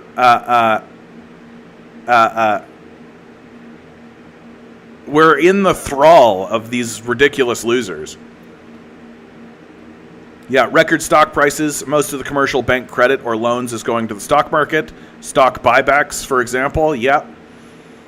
Well, yeah, like, and in a way, like, I understand there's this, it makes sense from the capitalist perspective, right? If the government is buying things, right? So you've got a government guarantee that the government is going to get involved and the government is going to buy something. Well, then the price of that thing is going to be $1 bazillion. Because if there's a government guarantee, right, given by the politicians, owned by the capitalists themselves, well, then the electorate is forced to pay it, right? You saw this in the education sector. What happened to education once the government got involved in it, right? Once the government got involved in post-secondary education, the cost of education skyrocketed, right? Because it quote-unquote inflated. Because the government was guaranteeing what the government wasn't guaranteeing the price. The government was only guaranteeing that they would buy it. That's it. So this is why I like to define fascism as the merger of corporate and state. Because if the government isn't actually going to run these things, and if the government isn't actually going to guarantee the price, right? If the government isn't going to make it free for the electorate, and thereby guarantee the low price and guarantee that it's going to drive prices down, if it's not going to guarantee these things, right, then the capitalists will say, oh, well, the price of that is $100 bazillion, right? It's going to be as high as I can possibly make it. And it's going to inflate that economy. And so, technically, government spending inflates an economy, but it only inflates it because the capitalists jack the price. Yeah, the cost of education went high because the university kept increasing tuition because the government was the one that was guaranteeing the loan.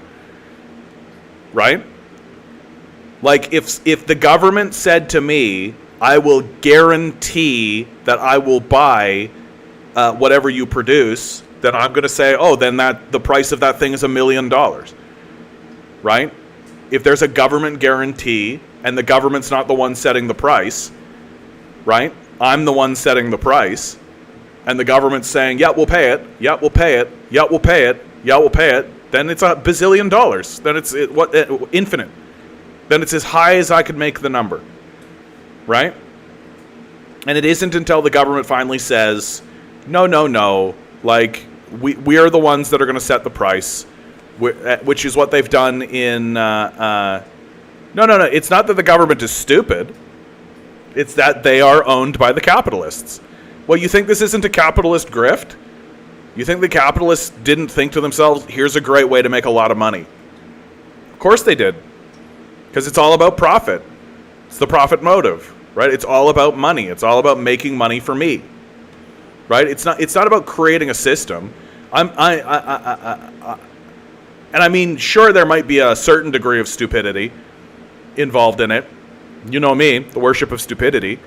But, like, I think that it's just like they have their eye on money, and that's it. And the people in power who are making the rules are owned by the capitalists. And it's a very stupid thing to do because it destroys your country, right? You essentially create a bunch of illiterate rubes who get educated in nothing because and when they graduate, they're just a bunch of yes men who are in the thrall of corporate power, right? That's the whole structure. That's the way the whole thing works. But it makes a lot of money for a small group of people, right? Like, this is the trouble with this whole system of capital. Like, everything is just a way to make money. That's it. Nothing is ever done for its own sake. Nothing is ever done because it's a good thing to do, right? Nothing is ever done because, like, oh, we could create something beautiful. We could leave behind something beautiful. We could make something interesting, right? We could everything needs to be justified in these very strict, hardline economic ways, but the people who you're explaining the economics to are illiterate. And they don't, and not only do they not understand economics, they don't want to understand economics. That to them, the economy and economics means money personally for me immediately now. If it doesn't make me $1 million today, right now, it's worthless. Like, and that is how these people think about it, and that is how these people are talking about it. That if it's and if you actually say, oh hey, maybe it's illegitimate to have a big pile of money sitting in the corner doing nothing. What do they say? Oh, you're punishing successful people. Yes, we would like to punish successful criminals. Yes, we would like to punish successful psychopaths. We would very much want to punish successful psychopaths. Absolutely. We are very much in favor of punishing successful psychopaths. Absolutely. Eric writes, $100 on the bank. So how does the person with the deposit the 100 in the first place if they decide to withdraw the full amount? Well, they create 100 out of thin air, yeah. Conservatives never talk about how the bank generates new money out of the air, but only focus on government printing of money. Don't get me wrong, those two things are a form of money creation. Yeah. Yeah, tuition-free education. The Bank of Canada and the Fed just create the money needed. Canadians keep saying nothing is free. They don't understand the first principles of money creation. Like, this is because we think money is something. Like, we don't understand what money is, and yet we worship it as if it's a god, right? That all that matters is money. But, like, it's completely false. Like, it's completely false. Like, money is actually, like, the only thing that money is, the only reason money has power is because of the power that we give it. That's it. Because we are willing to accept it. We're willing to say, yeah, I'll give you assets and goods in exchange for money. That's it. But if none of us were willing to do that, if we all came to see money as a problem, because it is a problem, it's a major problem, if we were all to view it that way, well, then we wouldn't accept it. Right? We just wouldn't accept it.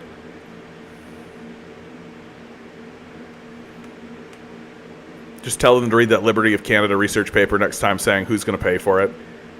No, dude. These guys don't read. Come on, Tinker. They're not going to read. They're not going to do that. This is my whole thing, Tinker. The reason I exist.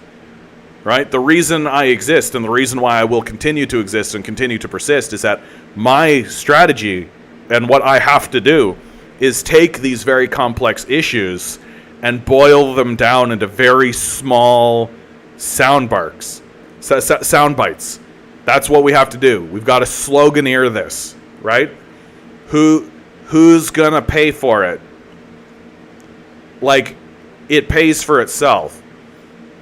It's cheaper. Like, these are the things that you actually say. Because they're not going to read a research paper. Like, and nor are they even going to attempt to understand that research paper. Like, you have to respond with slogans. It's because it's the only thing they'll listen to. Right? Who's going to pay for it? It's cheaper. Who's going to pay for it? It pays for itself. Every dollar you spend on it, you get $3 back. Like, it is actually a no-brainer. Like, it is actually a no-brainer. But, like, one of the things I see leftists get in their own head and get in their own way is, like, leftists think that people on the right and fascists think that the same way that they do. And they don't. Like, they don't. Like, and this leads to fundamental misunderstandings. Right? This leads to fundamental misunderstandings. That, like, the right is not going to respond in the way you expect them to respond. Because they don't think the way that you think. They're not going to read the research paper. They're not going to do that. And especially not the people who have the power, right? Especially not the people at the very top of the chain, right? Especially not the owners of the country, right? They're not interested in that. They're not interested in that at all. And that there is this fundamental, and I keep saying it, there is this fundamental misunderstanding, right? There's this fundamental misunderstanding that exists in the populace, where they think that the rich are just misunderstanding what's going on. And that if we just explain what's happening in a way that makes it understandable, the rich will have this kind of like, oh yeah, okay, oh, and they'll restructure everything and everything will be fine. And it's just not going to happen, because I think the rich are psychos who get off on the suffering of others, right? I Shoot Lightning on Twitch writes, you're right, only halfway though. The money we use is worthless because it's created from thin air and pumped into the economy. The pinko delusion is sidestepping the fact that just saying, my money is like totally an illusion. But it is an illusion. Like it is, my man. Like it's created from nothing. It isn't a thing in and of itself, right? The only thing that gives it power is the promise of it delivering on something, but it's no longer doing that, right? Like it's no longer actually delivering on its promise. And we're seeing that more and more. Like the infrastructure of America is in decay. You literally have homeless people on the streets of every major city at this point. Like we have begun.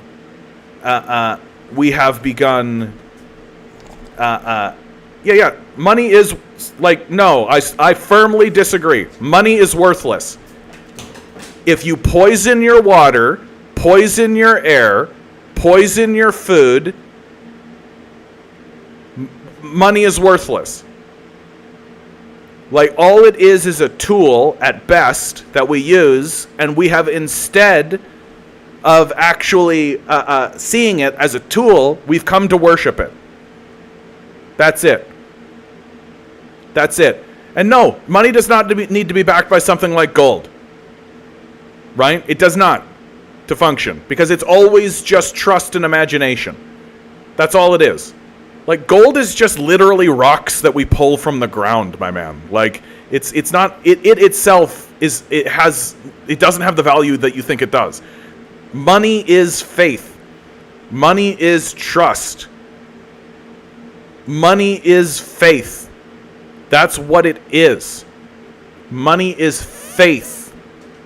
That's all it is. That it works because we believe it works.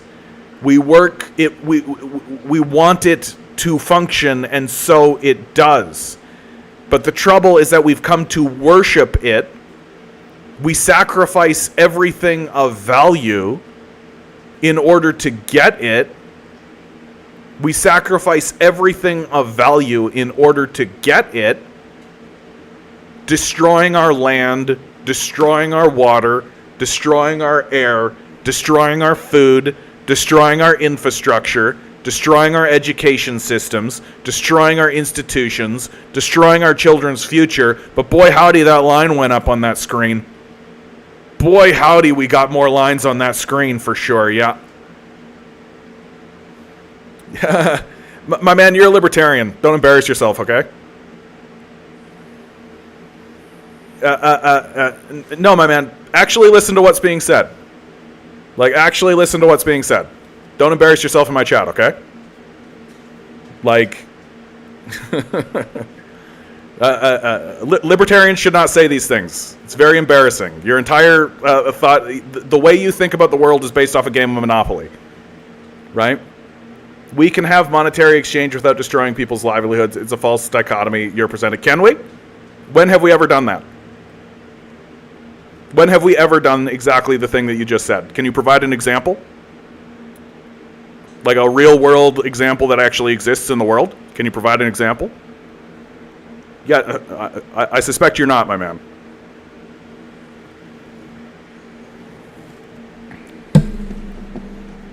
Like, if you can't provide a real world example of the thing that you're saying, then chances are good it doesn't exist, right? That it's just in your imagination.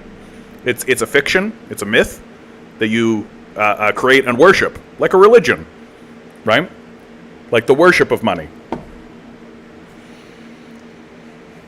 And you worship the money, right? And you get the money, and so this gives you this inflated sense of self. Could you provide examples of societies that have successfully operated without any form of currency? So this isn't actually the claim that I'm making. The claim that I'm making is that we should be using money as a tool, and if we don't use it as a tool, then we should do away with it. But of course that there are societies that have operated successfully without any form of currency. You can read The History of Money by David Graeber to see that, right? You have a lot of and the history of money and the way money comes into the society. It actually comes up from militarism, right? That we literally create money and tokens and give them to soldiers. And then that money is distributed into the society because of the soldiers. And it's enforced in the society through violence, right? Milo, buddy, what are you talking about? Get out of here. Sorry, guys. Debt the First 5,000 Years by David Graeber, right? Sorry, guys, my dog is doing something. Milo. Yeah, metal coinage comes afterwards, and then you end up with like this digitization thing that's going to fail. This digital currency nonsense. It's an absurdism to the highest possible level. The idea, let's digitize our currency. Like, oh, okay, so we're guaranteeing a failure. Okay.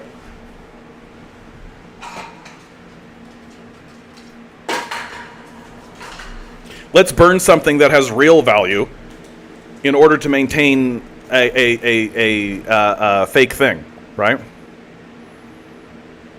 So we never actually did bartering, right? Like, again, like I highly suggest that you read Debt the First 5,000 Years by David Graeber, right? We were always a system of credit. Like that's how we started. It was a system of credit. That's how we begun, right?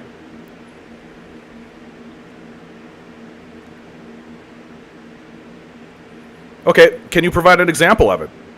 Having monetary exchange without exploitation in exchange for goods and services can be done ethically. Okay, when? Where? Like, when? Yeah.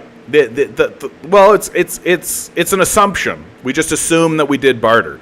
And of course it's an assumption that comes out of capitalist societies, because everything needs to be a one-for-one, right? Like everything's got to be, I have a chicken, I'm going to trade it to you, and you better give me something right now because I don't trust you whatsoever. Knife in your back, because that's how capitalists think about the world, right? Everything is about how can I exploit my neighbor, right? That's how capitalists think about the world. It's how can I screw everyone over around me 100% and get as much profit for myself while giving nothing. How can I get you to do all the work while I do nothing? That's the capitalist ethos. And so, of course, when capitalists start to think about like pre-coinage systems and pre-monetary systems, they go, well, it had to have been barter, because no one would simply say, oh, I'll give you this and you owe me, okay? No one would ever say that. That's crazy. People actually trusted one another. People actually said to one another, hey, I'm going to give you this, I'll owe you, okay? What? Crazy. That can't possibly be the case that societies, literally societies building enormous infrastructure projects, the hanging gardens, pyramids and stuff. We're just walking around saying like, oh, here's a goat. I'll just owe you for a goat, okay? See ya. What? But yeah, that's exactly what they did. That's exactly what they did. Like, and the reason why barter systems don't work is because they're fucking inconvenient as shit. They suck, right? They suck. And so, but of course what the capitalist brain does is it says, we started with barter in this system that completely sucks. Grayson Sweats My man, what a name. Could you elaborate on how a 100% tax rate on the wealthy would impact small businesses and entrepreneurs who might reinvest their earnings into their ventures? Okay, well, define the wealthy. Like, what's the wealthy to you? Is $100,000 the wealthy? Is $1 billion the wealthy? Like, where's the line that you want to draw? Because there's no point having this discussion if you're sitting there thinking, this guy wants to tax earnings over $1,000. And I'm saying, like, no. Like, I would like to see, I don't think that there should be billionaires in the society, period. Like, period, full stop. And so so if you want to have that conversation, I think creating a framework would be the way to do that. Like, for me, like, I admit that I am an extremist in this regard. I am an extremist in this regard, that I don't think a person should have more than $5 million. Like, full stop. I just don't think if you have $5 million, you're good. We're finished now. Like, you don't need to get bigger than that. And what I think that would do, if you had a 100% tax rate on wealth over $5 million, is that would actually force the reinvestment, right? Because the problem that it happens right now, okay, you want to make it $1 million. Okay, great. I think the argument still stands. That what actually happens right now is that there is a moment where the ownership class is just making so much wealth that they simply don't need or are not interested in reinvesting it. That the flow of capital is coming at such a pace that they simply do not need to turn around and reinvest it. That they just don't have to. That you have examples of capitalists who may do this, but they're doing it mainly to keep themselves entertained. That's all. Like, I take a look at something like the Dragon's Den guys, right? These guys don't need to do that. Like, they're all rich. They don't need to do this, right? Why are they doing it? Because they're bored. That's why. They're not actually interested in reinvesting and doing that kind of stuff. And, like, they want to see money go up. Like, they want number go up, sure. But, like, they're bored. That's all. But if you actually did a 100% tax on earnings over $1 million, well, then if you were to make, let's say, $2 million, you would intrinsically know, oh, I better get rid of this $1 million, or else it's just going to get taxed away anyway. And so I guess I'll just give my employees a raise. I guess I'll just, you know what we can do? We can open up this place over here. We can do this over here. We can reinvest in the people around me because I know that $1 million is going to get taken away anyway. And this is what happened during the New Deal. You had places where the tax rate was as high as 96% on wealth over, I forget what the number is, but a certain amount of money. That's exactly what happened. It's the reason why you have middle-class jobs. You have all this kind of stuff because so much money is coming in. But the capitalists know, okay, well, it's going to get taxed away, so I might as well be the one who makes the decision where the money goes, right? That the logic of the capitalist changes, that it ceases to be, I'll just take this money and put it in an offshore bank account somewhere, which is what happens now, and it goes, oh, you know what I'll do? I'll take this money and I'll give it to you, and I'll give it to you, and I'll give it to you, because they're forced to reinvest it. Yeah, the most productive and industrialized decade was where the U.S. had 90% tax rate on the top 1% to 5%. Yeah, but the effective tax rate was that the wealthiest individuals paid was often much lower than the marginal tax rate. Yeah, still. So, like, just because it was, like, a bit lower, like, it was still higher than it is now. Like, the corporate tax rate now is, like, literally what? Like, 15%? 10%? Like, in some places it's, like, 10%. Like, what's the? I know that Elon Musk, like the guys at the very top, are paying like negative tax rates in some areas. Like, what do you think's going on? Like, they're not reinvesting that money. That's what's going on. They're not reinvesting their capital. This whole myth, this idea, this silly idea that says that it's okay to cut my taxes to zero because then I'll turn around and reinvest it. No, you don't. Like, no, they don't. Banish this idea. It is gone. It is foolishness. It is childishness. It is silly to say it out loud. No, they don't. What do they do with it? They take the money and they throw it in offshore bank accounts, or they go buy a Jeffrey Epstein pedophile island with it. right? Or they buy yachts that are so big that they need another yacht for the yacht. Or they buy a rocket so they can shoot themselves at space, right? This is what they call reinvesting in the economy, right? Total bullshit, total nonsense. We should create a tax rate of 100% at $1 million, because you know what they're going to do? They're going to go, oh shit, I'm going to lose all of that, so I'm going to spend it. I'm going to give it to my employees. I'm going to give it to my community. Might as well just donate a bunch of it, right? I might as well what? Redistribute the wealth myself, right? And if you don't redistribute the wealth yourself, you know what happens? You lose it. And I'm completely fine with that. These guys should not exist. Nobody should know who Elon Musk is. Nobody should give a shit who Jeff Bezos is. We shouldn't be walking around giving a fucking shit about these guys' names at all. These guys should be dweeby losers who are just like in their apartment or in their big giant mansion, who are like, oh yeah, that guy is helping with the good distribution chain. Okay, cool. Super cool that there's somebody who's interested in being involved in the good distribution chain. Great, fantastic. I don't know the name of my of the high school teacher down the yard. Like, I don't know the name of the manager of the I don't know the name of the manager of the the grocery store, like 2 grocery stores over. Right? I shouldn't know who Jeff Bezos is. Like, who cares about these fucking dumbass billionaires and their stupid ideas and their dumb thoughts? But the thing is that we've acquiesced all of this capital to them, and so when they stand up and say the stupidest thing you've ever heard in your life, which they do every time they open their mouth, we all have to go, oh wow, yeah, that's a super smart thing that dumbass said. Tax these guys into oblivion. Get them out of the conversation. We should not be listening to anything they have to say.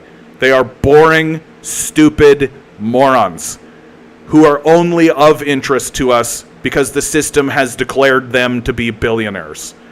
That is just, and the system is designed to generate these losers, to generate these fail sons who literally are just like, thanks, mommy. That's it. Like, Elon Musk is a billionaire because his dad had slave mines. Bill Gates is a billionaire because his mom sat on the board of directors with the CEO from IBM and got her son a sweet deal. How do we know? Bill Gates said so. Like, there's always some kind of connection where it turns out that, like, oh yeah, I'm a billionaire because my parents were extremely wealthy and well-connected too. And in some cases, literal slave mine owners. Like, and we're all just like, this is a great way to structure our economy. This is the best way for us to structure our economy 100% of the time. We should always structure our economy so the most psychopathic people are the ones who attain. Okay, but even if the effective tax rate on the wealthy in the mid-20th century was 30 to 40%, that's 30 to 40% higher than it is now. Tax 30 to 40% of their wealth away then. Bye-bye, goodbye, farewell. Like, I acknowledge that I am on the extreme left. I acknowledge that. My position is that these people should not exist. They shouldn't have the means of production. They should not be involved in the decision-making process whatsoever. That the degree to which that they should have influence should be the same as everyone else, which is a single vote. They should be able to stand up and say, aye, when the decision happens. That is the extent of their influence on what goes on. The idea that these people can stand up and be like, yeah, here's $1 billion, politician man, do what I say. Get the fuck right out of here. Get the fuck right out of here completely. And by acquiescing this kind of power to these people, it has distorted our system naturally. They don't even need to walk up to these politicians with like a suitcase of money and be like, do my bidding with a suitcase of money. They can literally just invite them to dinner. Fantastic, double it. You said 30 to 40%, right? Double it then. Fantastic. So the best we ever were, the tax rate was double. It should be double then. Double it.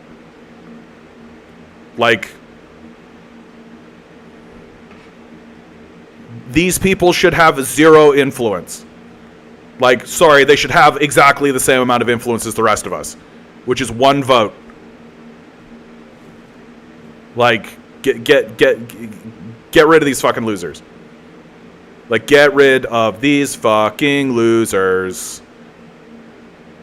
Grayson, man, what are you trying to... What's your point? Like, is your point that everything is fine? Like, what's your point?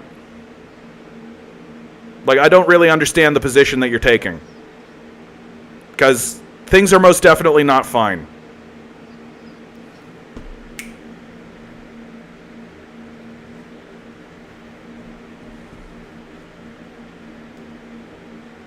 Here comes the grind set speak. Here's a good question. If you're going to tax people at these rates, what are you going to do when they just up and leave the market and go elsewhere? Oh, they're going to self-banish themselves? Good. Bye. Like, these people are worthless. Do you understand that? Like, again, you're worshiping money. You think money is the thing that has value, right? So basically what you're saying is that they're going to sell all their assets, right? They're going to sell all their businesses, right? They're going to sell the means of production, right? They're going to give everything to locals, right? That the people who are actually working in these establishments are the ones that are actually going to take control, right? And they're going to go where? Bye. Feel free to sell all your assets and leave, you worthless parasites who achieve nothing and do nothing important whatsoever. Get the fuck out of here. Bye-bye. What are we going to do when they leave the market and go elsewhere? Pack their bags. Give them a little kiss on the forehead. Say thanks for leaving. You worthless, pathetic losers who have done nothing of value for anyone in your entire lives.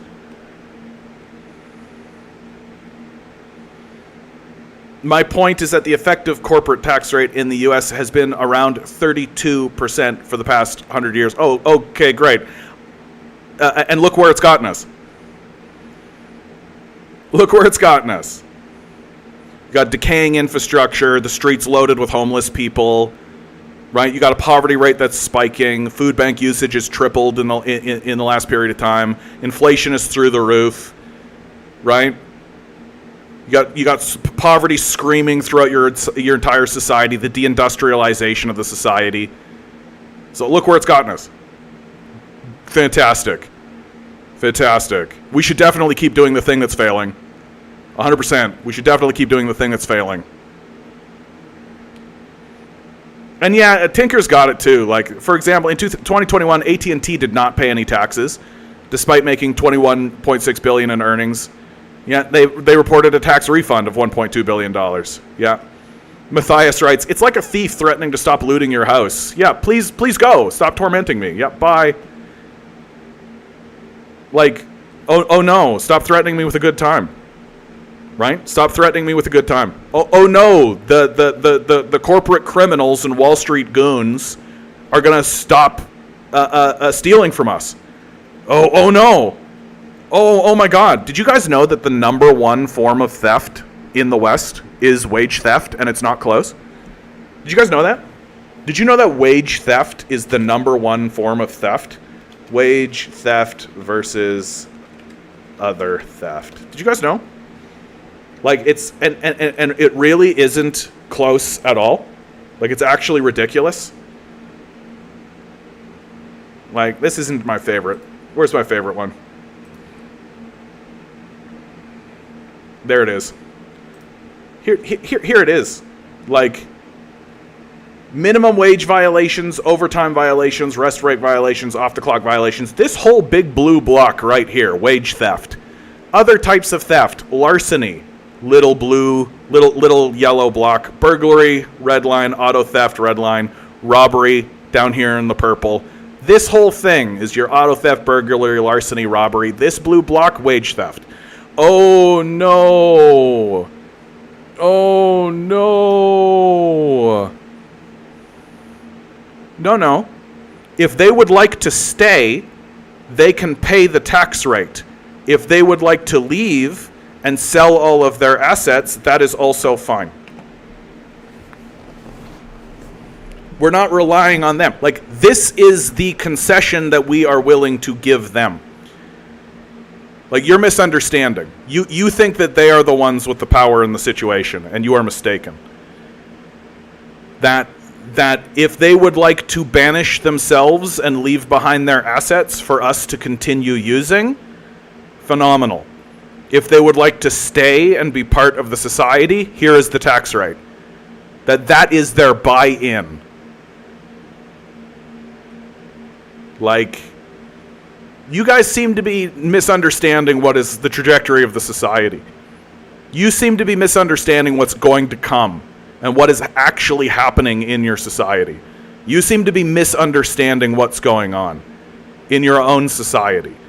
That you literally have, like, enormous forces on both the extreme left and the extreme right rising in your country. And what, you think there isn't going to be some kind of conflagration? You think there isn't going to be some kind of event that occurs? And you think after that event occurs, we're all just going to look at these corporate owners and be like, yeah, it's you dictate the terms. Especially after they unleash their goons on us, which is exactly what they're doing. Like, they'll be lucky if they get to open a business. They'll be lucky if they get to stay. These are the terms. You wanna run your little corporate business? This is the rate. You don't like it? Leave, and we're happy to see you go. Be serious? Oh, okay. Let's see. Military Nazis. Nah. Yeah, here you go. So we've got Nazis. We got Nazi clubs rising in the nation, okay? You want to be serious. Oh, okay. Clockwork Crew, formerly known as Crew 562, was founded in 2021, has roughly a dozen members. Research says a neo-Nazi active clubs count several current and former members of the United States military as its members, The Guardian has learned, including a Lance Corporal machine gunner currently in detention on insubordination charges and a former U.S. Marine Corps staff sergeant who was booted from the service for stealing large quantities of ammunition. Lance Corporal Machine Gun Muhammad Wada and former Marine Corps Staff Sergeant Gunner Naughton are part of the Clockwork Crew, California's first active club, according to the group's own internal research records and social media posts. We've also got an enormous amount of MMA clubs popping up all over the place, right? No, okay, bye-bye. You're going to accuse me of being a Nazi? Bye-bye. You don't need to be here anymore, fucking loser. Get the fuck out of here, you fucking dumbass. Gonna accuse me of being a Nazi? Fuck you. Fucking loser. Go keep jerking off with your libertarian friends. I'm sure you're gonna really enjoy watching this fucking shit happen, my man. Now we got a little fucking neo-Nazi over here on Twitch. Fucking loser. Fucking dumbass kid. Go grow up a little bit. Stop basing your ideology on Monopoly. Fucking idiots. No, it's just little kids, right? It's just like little kids who don't know anything, who jerk off to their daddy, right? These fucking loser kids coming in here, their entire ideology is based on games of Monopoly they've played, thinking that, yeah, this is great. This is what we should base our entire education system on, right? Listening to Milton Friedman, jerking off to Jordan Peterson, fucking coming in here, accusing communists of being Nazis. Get the fuck out of here. Like, get the fuck right out of here. Like, we don't need Nazis, man.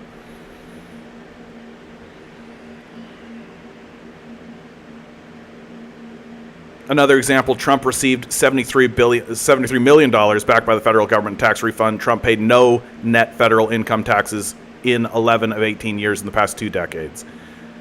Ugh. It's annoying seeing little children telling you to be serious. Like, it's really fucking annoying. Like, it's really, really fucking annoying to see, like, incredibly stupid, illiterate morons telling you to be serious. Like, the most unserious people who exist in the planet, the most unserious people on the planet telling you to be serious. Get the fuck out of here. And then when you do get serious, they accuse you of being a Nazi. Isn't that fun? Isn't that fun how that works?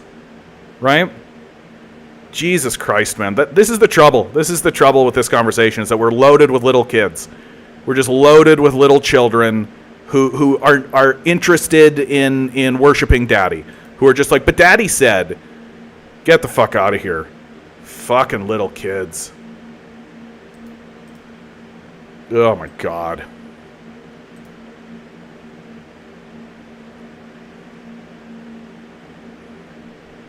Grayson sweats, man. Okay.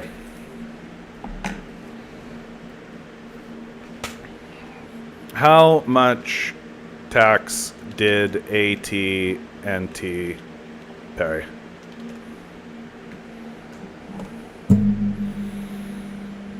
Yeah, of course they're not going to vomit it out, right? Like, I don't even give a shit about AT&T, right? Like, we know these people are not paying their fucking taxes. Like, we know they're not. Right? AT here. This is just fucking annoying as shit. And again, I don't really get what your point is. Like, everything's fine, right? Yeah, we don't need to change anything. Everything's totally fine. AT&T didn't pay federal taxes. Nothing. Oh, because I misspelled federal.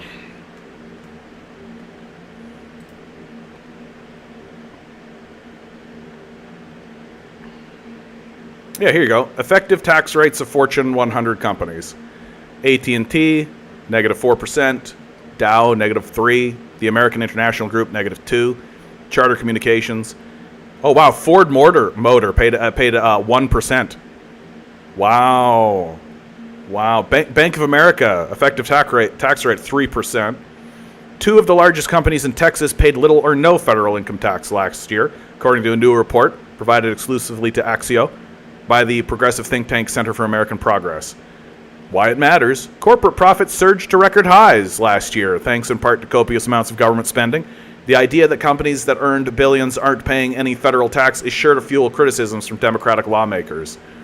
These are huge, profitable corporations, and they hardly pay any taxes, said Seth Hanlon, a senior fellow at CAP who co-authored the report.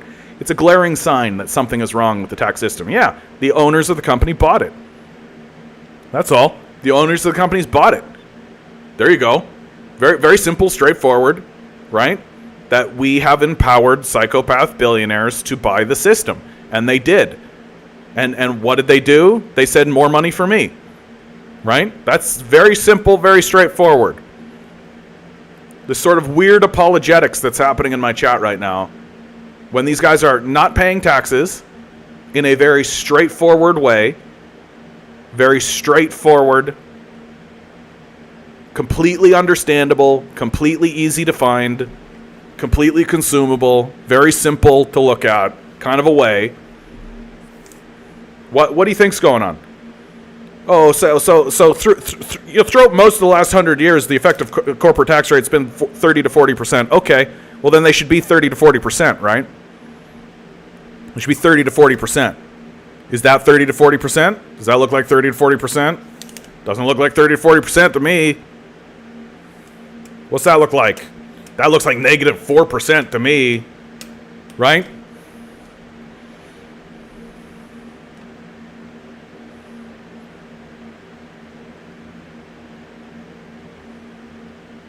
Like, hard to imagine why the society is in a freefall collapse, right? Hard to imagine why bridges are falling over. Hard to imagine why there's tent cities cropping up all across America. Hard to imagine why the rivers are getting polluted. Hard to imagine why climate change is ravaging everything. Hard to imagine why the country is deindustrializing. Hard to imagine. I'm really struggling to understand, man, what's going on. It's because they are harvesting our lives and our society and our assets and our resources, grinding it up into dollars, throwing them into offshore accounts so that they can go buy Jeffrey Epstein pedophile islands and rape little girls. That's the structure of the piece. That's the society that we live in. That's it. And this weird little apologetics that I'm seeing now, and these weird little children telling me to be serious while they're basically espousing an economic system that gets disproven by a fucking game of Monopoly. Like, get the fuck out of here. Get the fuck out of here. Like, I'm sick and tired of this, man. I'm so fucking... I shouldn't be sick and tired of it. Like, this is the job, right? This is the job. This is what it is. I'm just pissed off today. I woke up pissed off. I have been pissed off. When I was playing a video game earlier, I was feeling pissed off. And now I'm pissed off. And why am I pissed off? I'm pissed off because this should be common knowledge. That this should be extremely common knowledge. This should be something that 2-year-olds know. This should be something that they're talking about on fucking Sesame Street. This is the most obvious, most straightforward, most directly in your face truth about the nature of your society. Corporations are not paying taxes. Like, if you are a capitalist stan, if you are one of those people who is just like, yeah, capitalism is the best, is the best. Oh my god, my man. Fuck off. If you're gonna say dumb shit, get the fuck out of here. Go jerk off your dad somewhere else, okay? Fuck off. Like, this shit is obvious. Like, I don't need people coming in here and jerking their dad off in front of me. Like, go jerk your uncle off, right? Tell him how much you agree with his views on capitalism, right? Get the fuck right out of here. Like, I'm so fucking tired of this shit. Like, it's purposeful stupidity. You guys are being intentionally dumb on purpose, and it's really, really clear that that's the case. That you're not coming in here in order to be like, well, wait, what about this? Well, wait, what about that? Well, wait, I'm trying to understand things. You're being stupid on purpose, and it's obvious, right? We don't need little kids in here. We don't need people being dumb in here on purpose, right? If you want to say something of note and you want to say something intelligent or interesting, you can go ahead and do that. But if you just want to jerk your dad off in front of me, go do that. I don't need to watch. Like, the society is in a free fall collapse.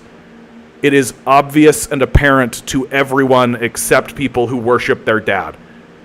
Who are walking around being like, but daddy says capitalism's the best.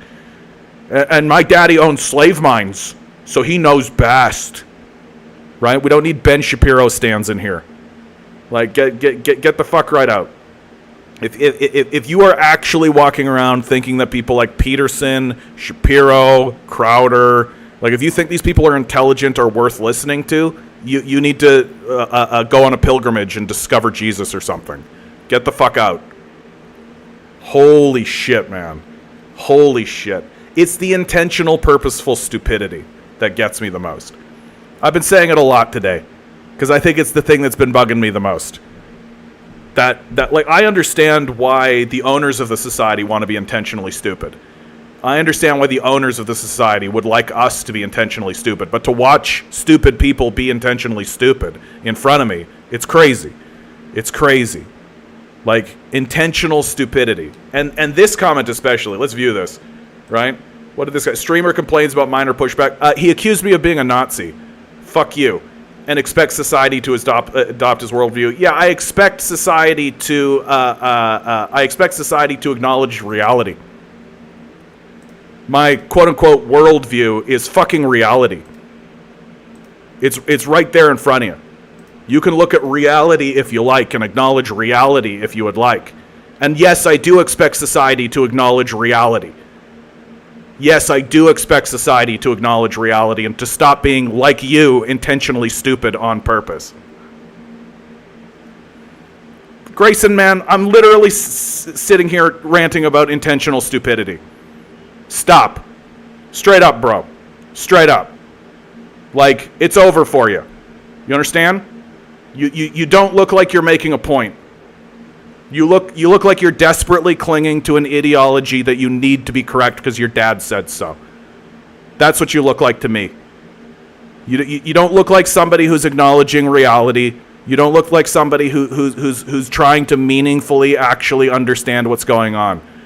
You look like somebody who's clinging to a religious ideology, who needs it to be correct, because if it's actually false, then you might actually need to do something about it.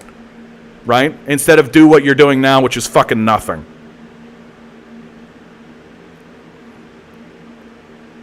quoting Coke-funded Reason TV with a 10K form. Yeah. It's just a summary. Yeah. A lot of legal fraud according to Acor to Gap. Yeah. Like, we got to stop believing people who are purposefully deceiving us. Like, if you're listening to the Koch brothers, man, I don't even know what to tell you. Like, I don't even know what to tell you. Like, I don't even know what to say anymore. Like, the Koch brothers are like professional liars. One of the largest funders of climate change denialism that exists in the world today. It's just like, I don't even know why you would even listen to what billionaires have to say. Like, full stop. Like, I just don't even know why you would even care what they had to say. They're obviously lying to you. Like, they're obviously lying to you. Like, this is the other thing, man. I've had people in here fairly recently. Like, I'm actually blown away. I'm actually blown away by how people really, really do want to continue listening to these liars. Like, have you noticed this? Have you noticed this? How people are just like, oh, but the liars said. The guys that lied to us about everything. They lied to us about all of the wars, and they lied to us about the causes of the financial collapse, and they continue lying to us about the nature of the structure of the system, and they continue creating a series of grifts and lying to us constantly. But they said this, and so it must be true. The liars said it. Like, it's astounding. It's astounding to see how people are literally just continuously over and over and over again buying in to the people who are proven liars, and not just proven liars, who have literally gone up in front of major courts and funded major initiatives in order to keep legal their ability to lie to you on a mass scale. Like, they've admitted to your face over and over and over again in public repeatedly that they are liars lying to you. And yet I get people in here all the time that are just like, but the liars said. But what about the liars? The people who have done nothing but lie their entire existence and in fact admitted to us that they are liars said this. Disprove the liars that lie all the time. Like, it's like, you know how in the movie Spaceballs they go into ludicrous speed, right? There's that moment where they go into ludicrous speed and everybody's just like, that's what I feel like right now with this. That it's just like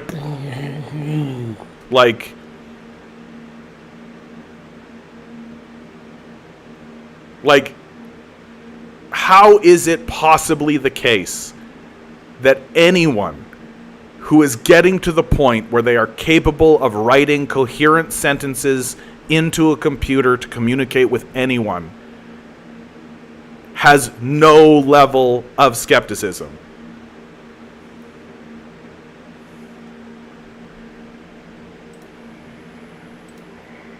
Fuck you.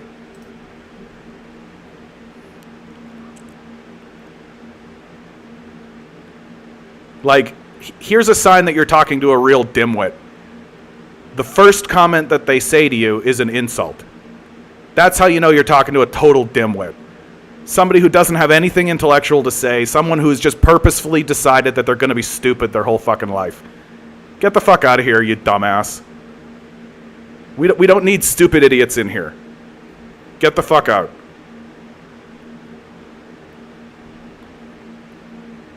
Lots of dumbasses today. Lots of just total dim-witted morons.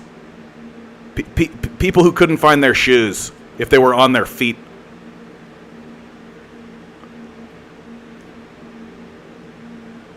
TinkerX, another example. Google in 2017 shifted $23 billion to offshore Bermuda accounts from a Dutch shell fake company in order to avoid paying federal taxes. Yeah. Like, there does come a point where you just got there's so many examples. Like, there's so much evidence, Tinker. Like, it's overwhelming, the amount of evidence. Like, basically pick a company. You're going to find the evidence. Like, any company you like. right? And it's so overwhelming that the only way that you can avoid it is if you just continue listening to the liars who are paid to lie to you. And you just keep believing the liars who are paid to lie to you. And buying into this just intentional stupidity. Like this Abba Zaba guy, who's just obviously intentionally dumb on purpose.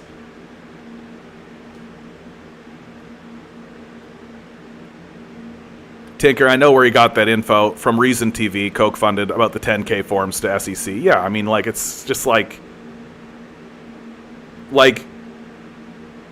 to be intentionally stupid, you have to actually have a stupid thing to say, right? And the best way to be intentionally stupid is to find a tiny scrap of information that you don't understand, that sounds like it makes sense, and then regurgitate it. And the best thing for companies who want you to be intentionally stupid to do is to give you those little things, right? To give you the 10K form information, to give you these sorts of things, to find the stupid way. It's like what we have now with the pro-slavery conversation going on across PragerU and all this, right? The whole. Well, slavery actually taught people skills, right? Like we all know about this, right? This intentionally stupid way of thinking about slavery.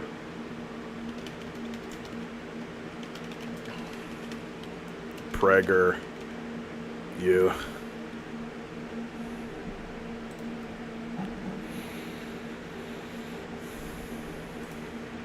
Yeah, PragerU videos teach Florida students. Slavery wasn't so bad. Oh, get out of here. Capitalism ruining everything as always. Get the fuck out of here. People.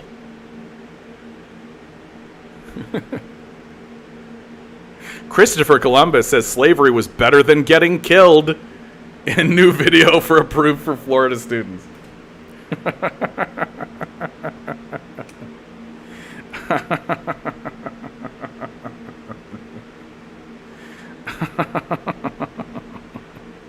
Like, we're looking at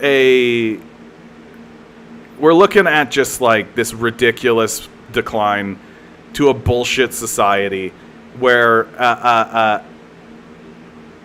we're literally doing like slavery apologetics at this point, where Christopher Columbus said slavery was better than getting killed. Yeah, dude, if you were actually in the accounting industry for the past 10 years, you'd know all about this. Or you're a shitty accountant. Straight up, dude. Like, you'd know all about this. Like, come on. Like, come on, man. Like, Jesus Christ. Jahone, how you doing? Yep. It is important to talk about slavery. These arguments are the arguments we've heard for hundreds, if not thousands of years. Well, a new thing that I'm seeing, Jahone, in regards to this conversation is they're pointing out other societies. So, did you know that the Turks, right? So the Turkish people, they had Christian slaves, white Christian slaves, and there were white Christian galley slaves that would transport goods across the Black Sea. These white Christian slaves, right? And then, of course, they end this video with the asking point: so why don't we know more or talk more about white Christian slaves in Turkey? Well, okay, what institutions remain? What institutions remain? Have a good one, Tinker. Thanks for being here, bud. What institutions remain? What are the institutions that remain to maintain the system of white Christian slavery in Turkey? Oh, is it nothing? Is it nothing? Because that got resolved, right? Because the system of slavery ended, right? And so it resolved itself. Oh, okay. What systems of slavery exist in America today? How does slavery persist in America today? Like, and the reason why they're bringing up white slaves is to purposefully misunderstand the point on purpose. It's to be intentionally stupid. It's to make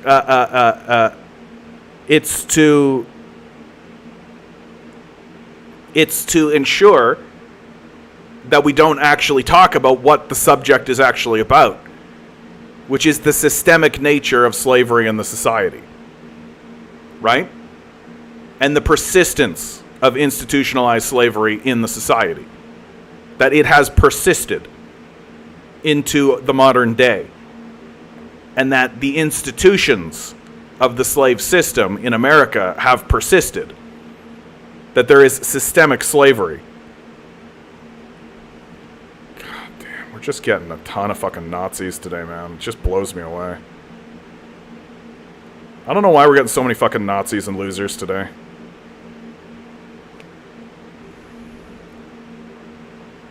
Like, ugh.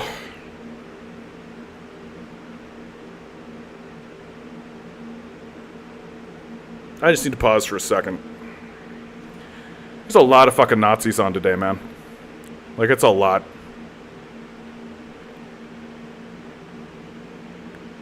It's just a lot of Nazis today, man. I don't know what it is. What's going on? Like,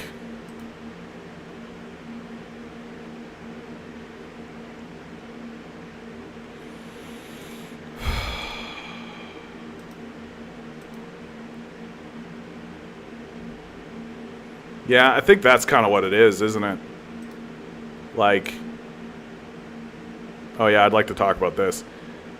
There are many Nazis around us. Most just don't consider themselves one. Well, this guy was like literally like the last 3%ers. That's his name. Like straight up just like a neo-Nazi. Like, we don't care for neo-Nazis around here. Thank you. Get the fuck out. Like,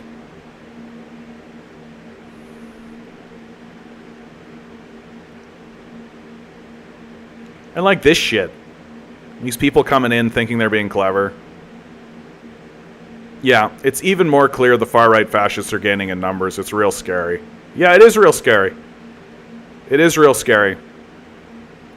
And I was talking about this earlier, that it's very clear that they're not interested in listening to reason or logic or facts or any of that. That it's strictly emotional. And that these guys who are walking around saying facts don't care about your feelings are the most illiterate, detached people in the conversation. That they are the ones who are most based in hysteria. And it's not close, even. Like, it's not even close. That they are just riding a hysteria train right now. And that hysteria is picking up steam. And it's getting into a real, like, Salem witch trials kind of territory. Where, like, people are losing their minds. And I think it begins with the destabilization of the society. That, like, here's an article that I've been meaning to talk about and I'd like to talk about. People that paid these prices for their homes be trying to tell you what you're doing wrong with your money in 2023. 2 bedrooms, 1 bath, screen porch, carport, $7,450. Monthly payments, $47.92. The first comment, and just to further drive home the point, $7,450 adjusted for inflation is about $84,977 today. So $85,000. I've seen homes in my rural neighborhood, 2-bedroom, bath, screen porch, and a carport selling for $200,000 to $300,000. It is not sustainable. And to further demonstrate your point, median family income in 1955 was $4,400 a year, which equates to 59% of the home's value earned by median working family household annually. Let's assume this was a listing for a Florida property, given the palm trees and topography shown in the background. 2022 in Florida, the median family income was $61,000 a year, and the median value of an owner-occupied home was $248,000. That equates to 24% of the home's value earned by the median working household annually. Simply put, in Florida, for example, home buyers have lost 35% of their buying power based just strictly on the cost of the property versus their annual income since 1955. This does not even take into account the increase in the standard cost of living. We are living in a plutocracy and reaching a point where the wealth is so consolidated at the top of the wealth distribution that people are priced out of participating in the economy. This is not the America the boomer generation came of age in. Like, this to me is actually the beating heart of how it's all coming to be. This is the reason why we're seeing a rise of fascism in the country. That we are creating desperate people. We are creating desperate circumstances and environments of desperation. And when people are desperate, they often will turn to violence. That if you tell people, you've been abandoned, it's all you, grind, set, money up, well, don't be too shocked when huge sections of the populace turn to crime, gang warfare, violence, which, incidentally, the society has always done, right? The society has always done. There are always street gangs. There's always drugs. There's always this kind of stuff. It's just now it's happening to white people, and when it happens to white people, we go full Nazi. That's what happens when it happens to white people. Because there's always been something wrong with the whites. No question about it. Like, we go hard, right? When it finally breaks, when we finally go into abandonment town and it's time to go crazy, right? We become Nazis. We go nuts. Like the skinheads, the tattoos, the whole fucking thing. That's who we are. That's how it goes. And it's the economic desperation that is the beating heart of this rising Nazism and this rising fascism that's coming. And once you break that way, once you go towards this place, this very dark fascist place, once you are there, you're about as logical as a rabid dog. That any scrap you can find in order to justify your hatred, in order to justify your hateful ideology, anything that you can say and anything that you can do and anything that you can find, you're going to do it. You're just going to do it. Because it's not about logic or reason anymore. It's not about connecting in a rational way. You're no longer rational. Like if you're literally willing to stand there and say the white race is the most powerful race, you're no longer capable of being reasonable or rational. Right? You're just not existing in a space where you even care about what reason is. That you're only evoking the name of reason because you understand that it has power in the society.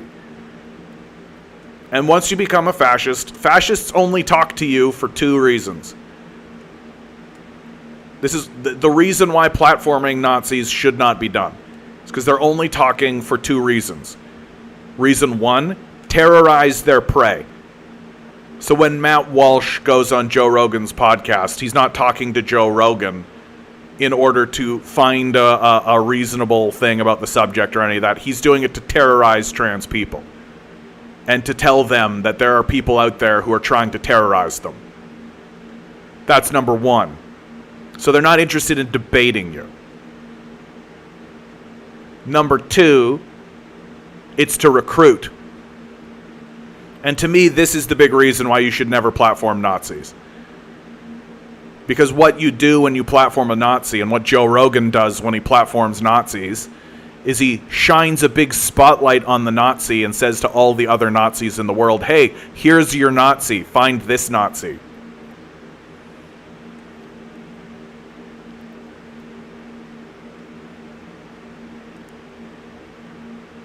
Cotton writes, I see a $200K townhouse and it would cost my wife and I about nearly $1 million over 30 years. $2K a month for 30 years. Yeah. Like, we've gone insane. We're living in an insane culture. Full of insane people. Today has been really indicative of that.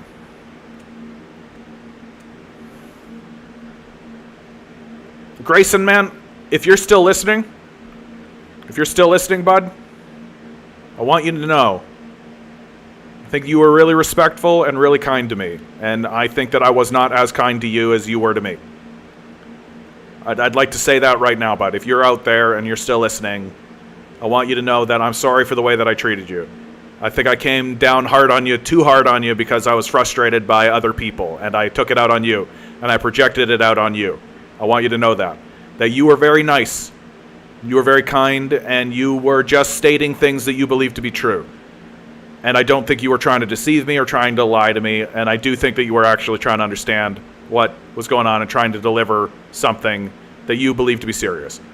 So I just want you to know, bud, that I think that I was too hard on you, and I'm sorry if you're still listening. And if you're not, then I'm sending that out into the universe and showing other people that we should acknowledge when we think that we've done wrong. And I think that I have done wrong by you, because I think that you were very kind. I think that you were very kind. You were just talking and just saying things. You weren't insulting me, right? You weren't belittling my point. You were just interjecting things and trying to defend something that I think you think is true. And there's nothing wrong with that. So if you're still out there, Grayson, and even if you're not, my apologies, and I hope that you're well. Good luck out there.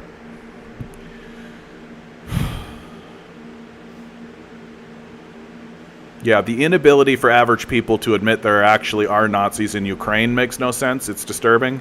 Yeah, I mean, I think, like, I just think that people can't do it. I just think that they can't make that leap. And like, I think I've come to understand it, Mikhail, is that it causes people physical pain. I think that's really what it is. That it causes them literal physical pain to even contemplate it, right? Canadian military training, Nazis, Ukraine. Like this has been reported. Oh, come on, John. Ottawa Citizen.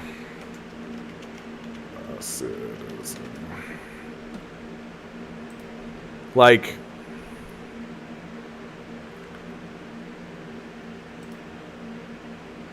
it causes people physical duress and physical pain.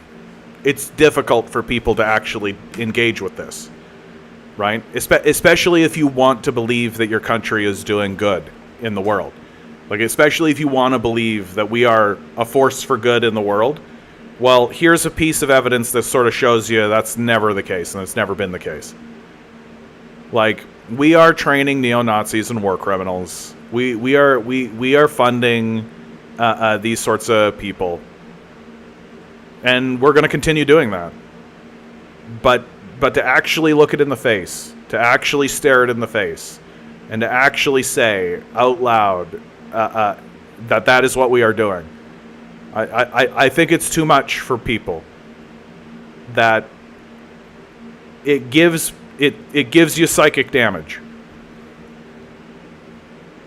And what's interesting is that I think that there's a type of person who, if they see this kind of thing, it gives them psychic damage, and then there's a type of person where if they see it, it alleviates psychic damage. And I think that's true. Like, I know for myself, seeing this kind of thing and researching this kind of thing actually alleviates psychic damage, because it makes the world make more sense. It creates it's the truth. That's what it is. It's the truth. And knowing what the truth is alleviates psychic damage and helps heal. But I think a lot of people are living in a delusional mythos, right? Which, I mean, Americans and Canadians are the most heavily propagandized people in the world. It's not close. Down to the very marrow of the societal bones, right? We actually believe in things like American Manifest Destiny. We actually believe in these sorts of things. Like,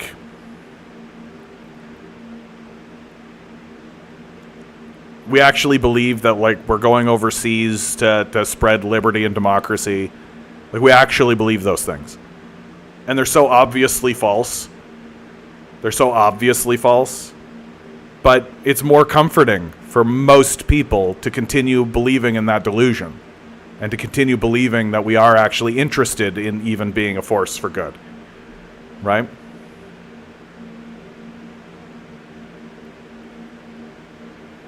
There's no way out of this. It's going to be worse in the years to come. That's true, I think, Dave. That's the hard truth. And I think it's good to admit it. And it's good to try to find mutual aid groups around you. It's good to try to find some kind of stability that's going to be around you right now. Because it is going to get worse. It's going to get a lot worse. And all we can do is brace for it and begin organizing. I've said it over and over again on this channel, and I'll say it again and again and again. Nothing is going to convince people that we need communism more than capitalism. Nothing is going to convince people that we need to turn to communism more than capitalism will. And that we don't actually need to go out and proselytize. We don't need to change every heart and mind. We don't need to do any of that. We just need to let people know that we exist and that we are here. Because when things begin to blow up, and when the internal contradictions begin to rear their head, when the insanity of the society becomes obvious, even to the most deluded, when the cracks begin to form, when they begin to see the holes in the armor, all they need to know is who to look at. Who is the critic? Who is the person who has been saying all along that these cracks are going to form? Who is the person who has been saying all along that the troubles are coming? And as long as they know who that person is, and as long as they know where to turn, then that's what they'll do. Because they can't be convinced yet. The best that we can do is challenge them and put them into a state of we'll see.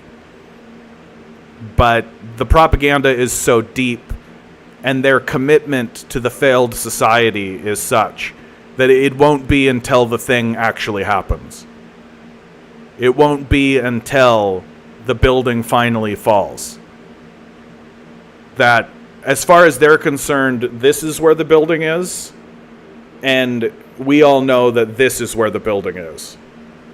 And it won't be until this is where the building is that they'll actually come and realize, oh shit, the building fell over. Right? And it's up to us to understand that their perspective is that they're going to go from this to this. Whereas we are actually going, like my life, in my lifetime, it has been a witnessing of it. From here to here to here to here to here to here. And then we'll see it from here to here to here to here. Right? And we're going to be dealing with a society where the majority of the population is going to go from here to here. And they're not going to know how it happened or what happened. And in the chaos and in the dust and in the explosion that's coming, they're going to hear a lot of dumb shit. It's the Jews. You're going to hear a lot of that. You're going to hear a lot of that. You're going to hear a lot of scapegoating of minority groups of all sorts. You're going to hear blaming of the poor, immigrants, right? And anything that can be pointed at that is not the owners of the society. Anything that can be pointed at except the capital owners. And you're going to hear all kinds of narratives and all kinds of things. And people will buy them. People will buy into them. Because they'll be scared and they won't understand what's happening. And they'll hear something that will ring true in their ear and they'll just go with it. Anything except the capital owners. And it's up to us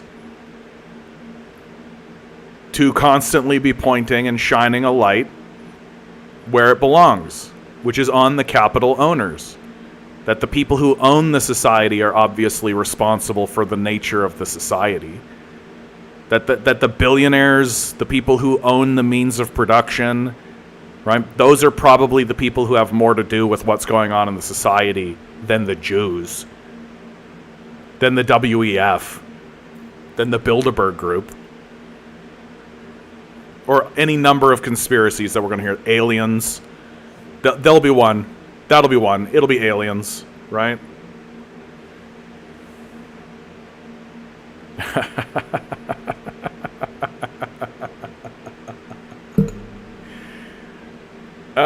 We got a comment from a fellow by the name of Freeze.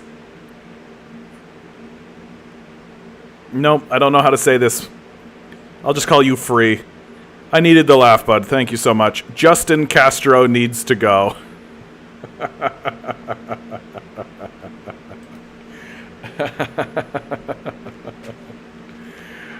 Justin Trudeau is Fidel Castro's son. You know, guys, I got to tell you, I think it is actually true. You know, I've been resisting it for so long. But you know, just look at it. Just look at it. It's right in front of your face. It's right in front of your face. They've been lying this whole time. They don't want people to know. They don't want people to know how close to communism Justin Trudeau actually is. They don't want people to know. But look, the evidence, the proof's in the pudding. I demand a blood test. Man, I wish. That'd be great. I'd laugh my ass off if it ended up being that Justin Trudeau is Fidel Castro's son. Oh man, that'd be so funny. That'd be so funny. I'm really looking forward to this dingleberry being gone. I got to tell you, not too hype about Pierre Poilievre, but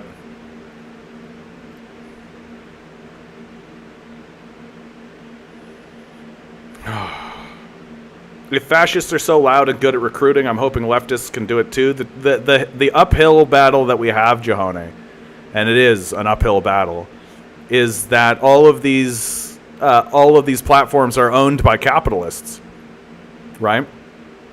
All of these platforms are owned by capitalists, and capitalists are naturally inclined to silence us. Like, I've already been banned off TikTok, right?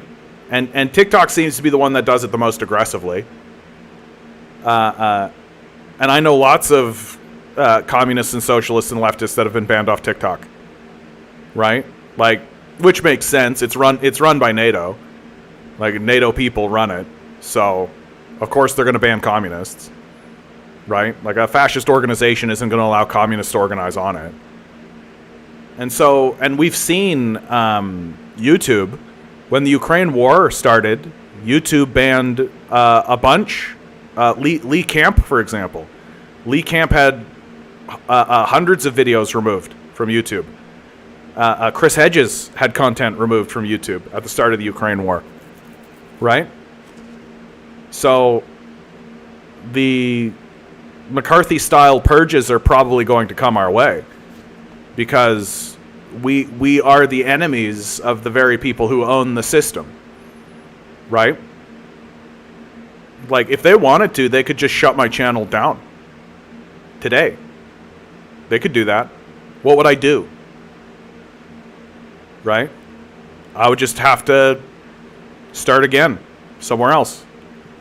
It's a big reason why I do a dual cast on Twitch. So that should they shut my YouTube channel down, I'll have something to turn to.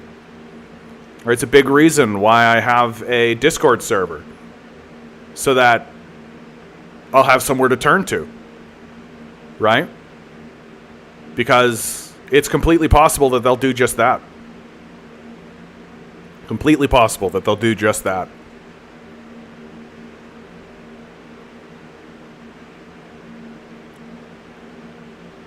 I haven't created a new TikTok yet, DJ, because every time I do, they don't let me do it.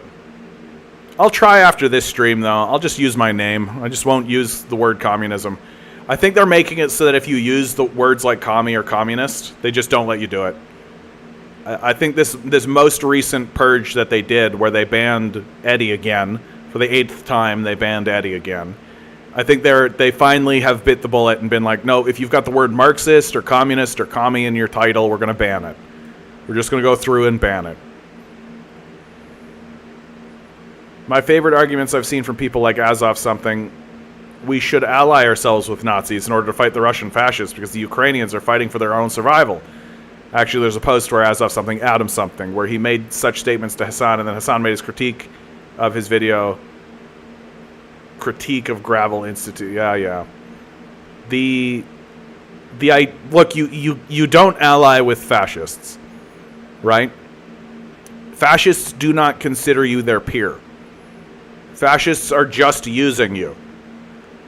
And the hard truth, and it's especially funny when liberals make this argument, because liberals are not willing to pick up guns and fight. Fascists are. And so fascists are only allying with you temporarily so that they can get what they want. And then once they have what they want and once their enemies are defeated, they'll turn the guns on you. You can't ally with a rabid dog. Even if you achieve your objectives, the rabid dog will turn on you. And because you are a liberal, you're not going to be willing to fight. Because if you were willing to fight, you wouldn't be a liberal.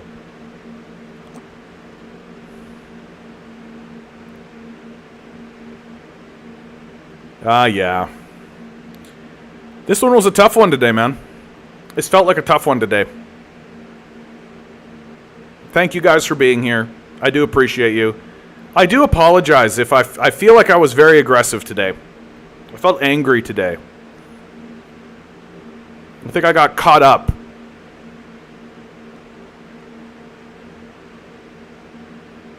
I wish I had have been more, I guess, dispassionate today. But such is the nature of the beast, you know? Such is the nature of the situation. Always remember, guys, each and every one of you is a quantum being walking around in quantum energy. These billionaires are spending hundreds of billions of dollars in the hopes you'll never realize it. You'll just stay the good little commodity they need you to be. Revolt. Rebel. Repent. Good luck. We're going to need it.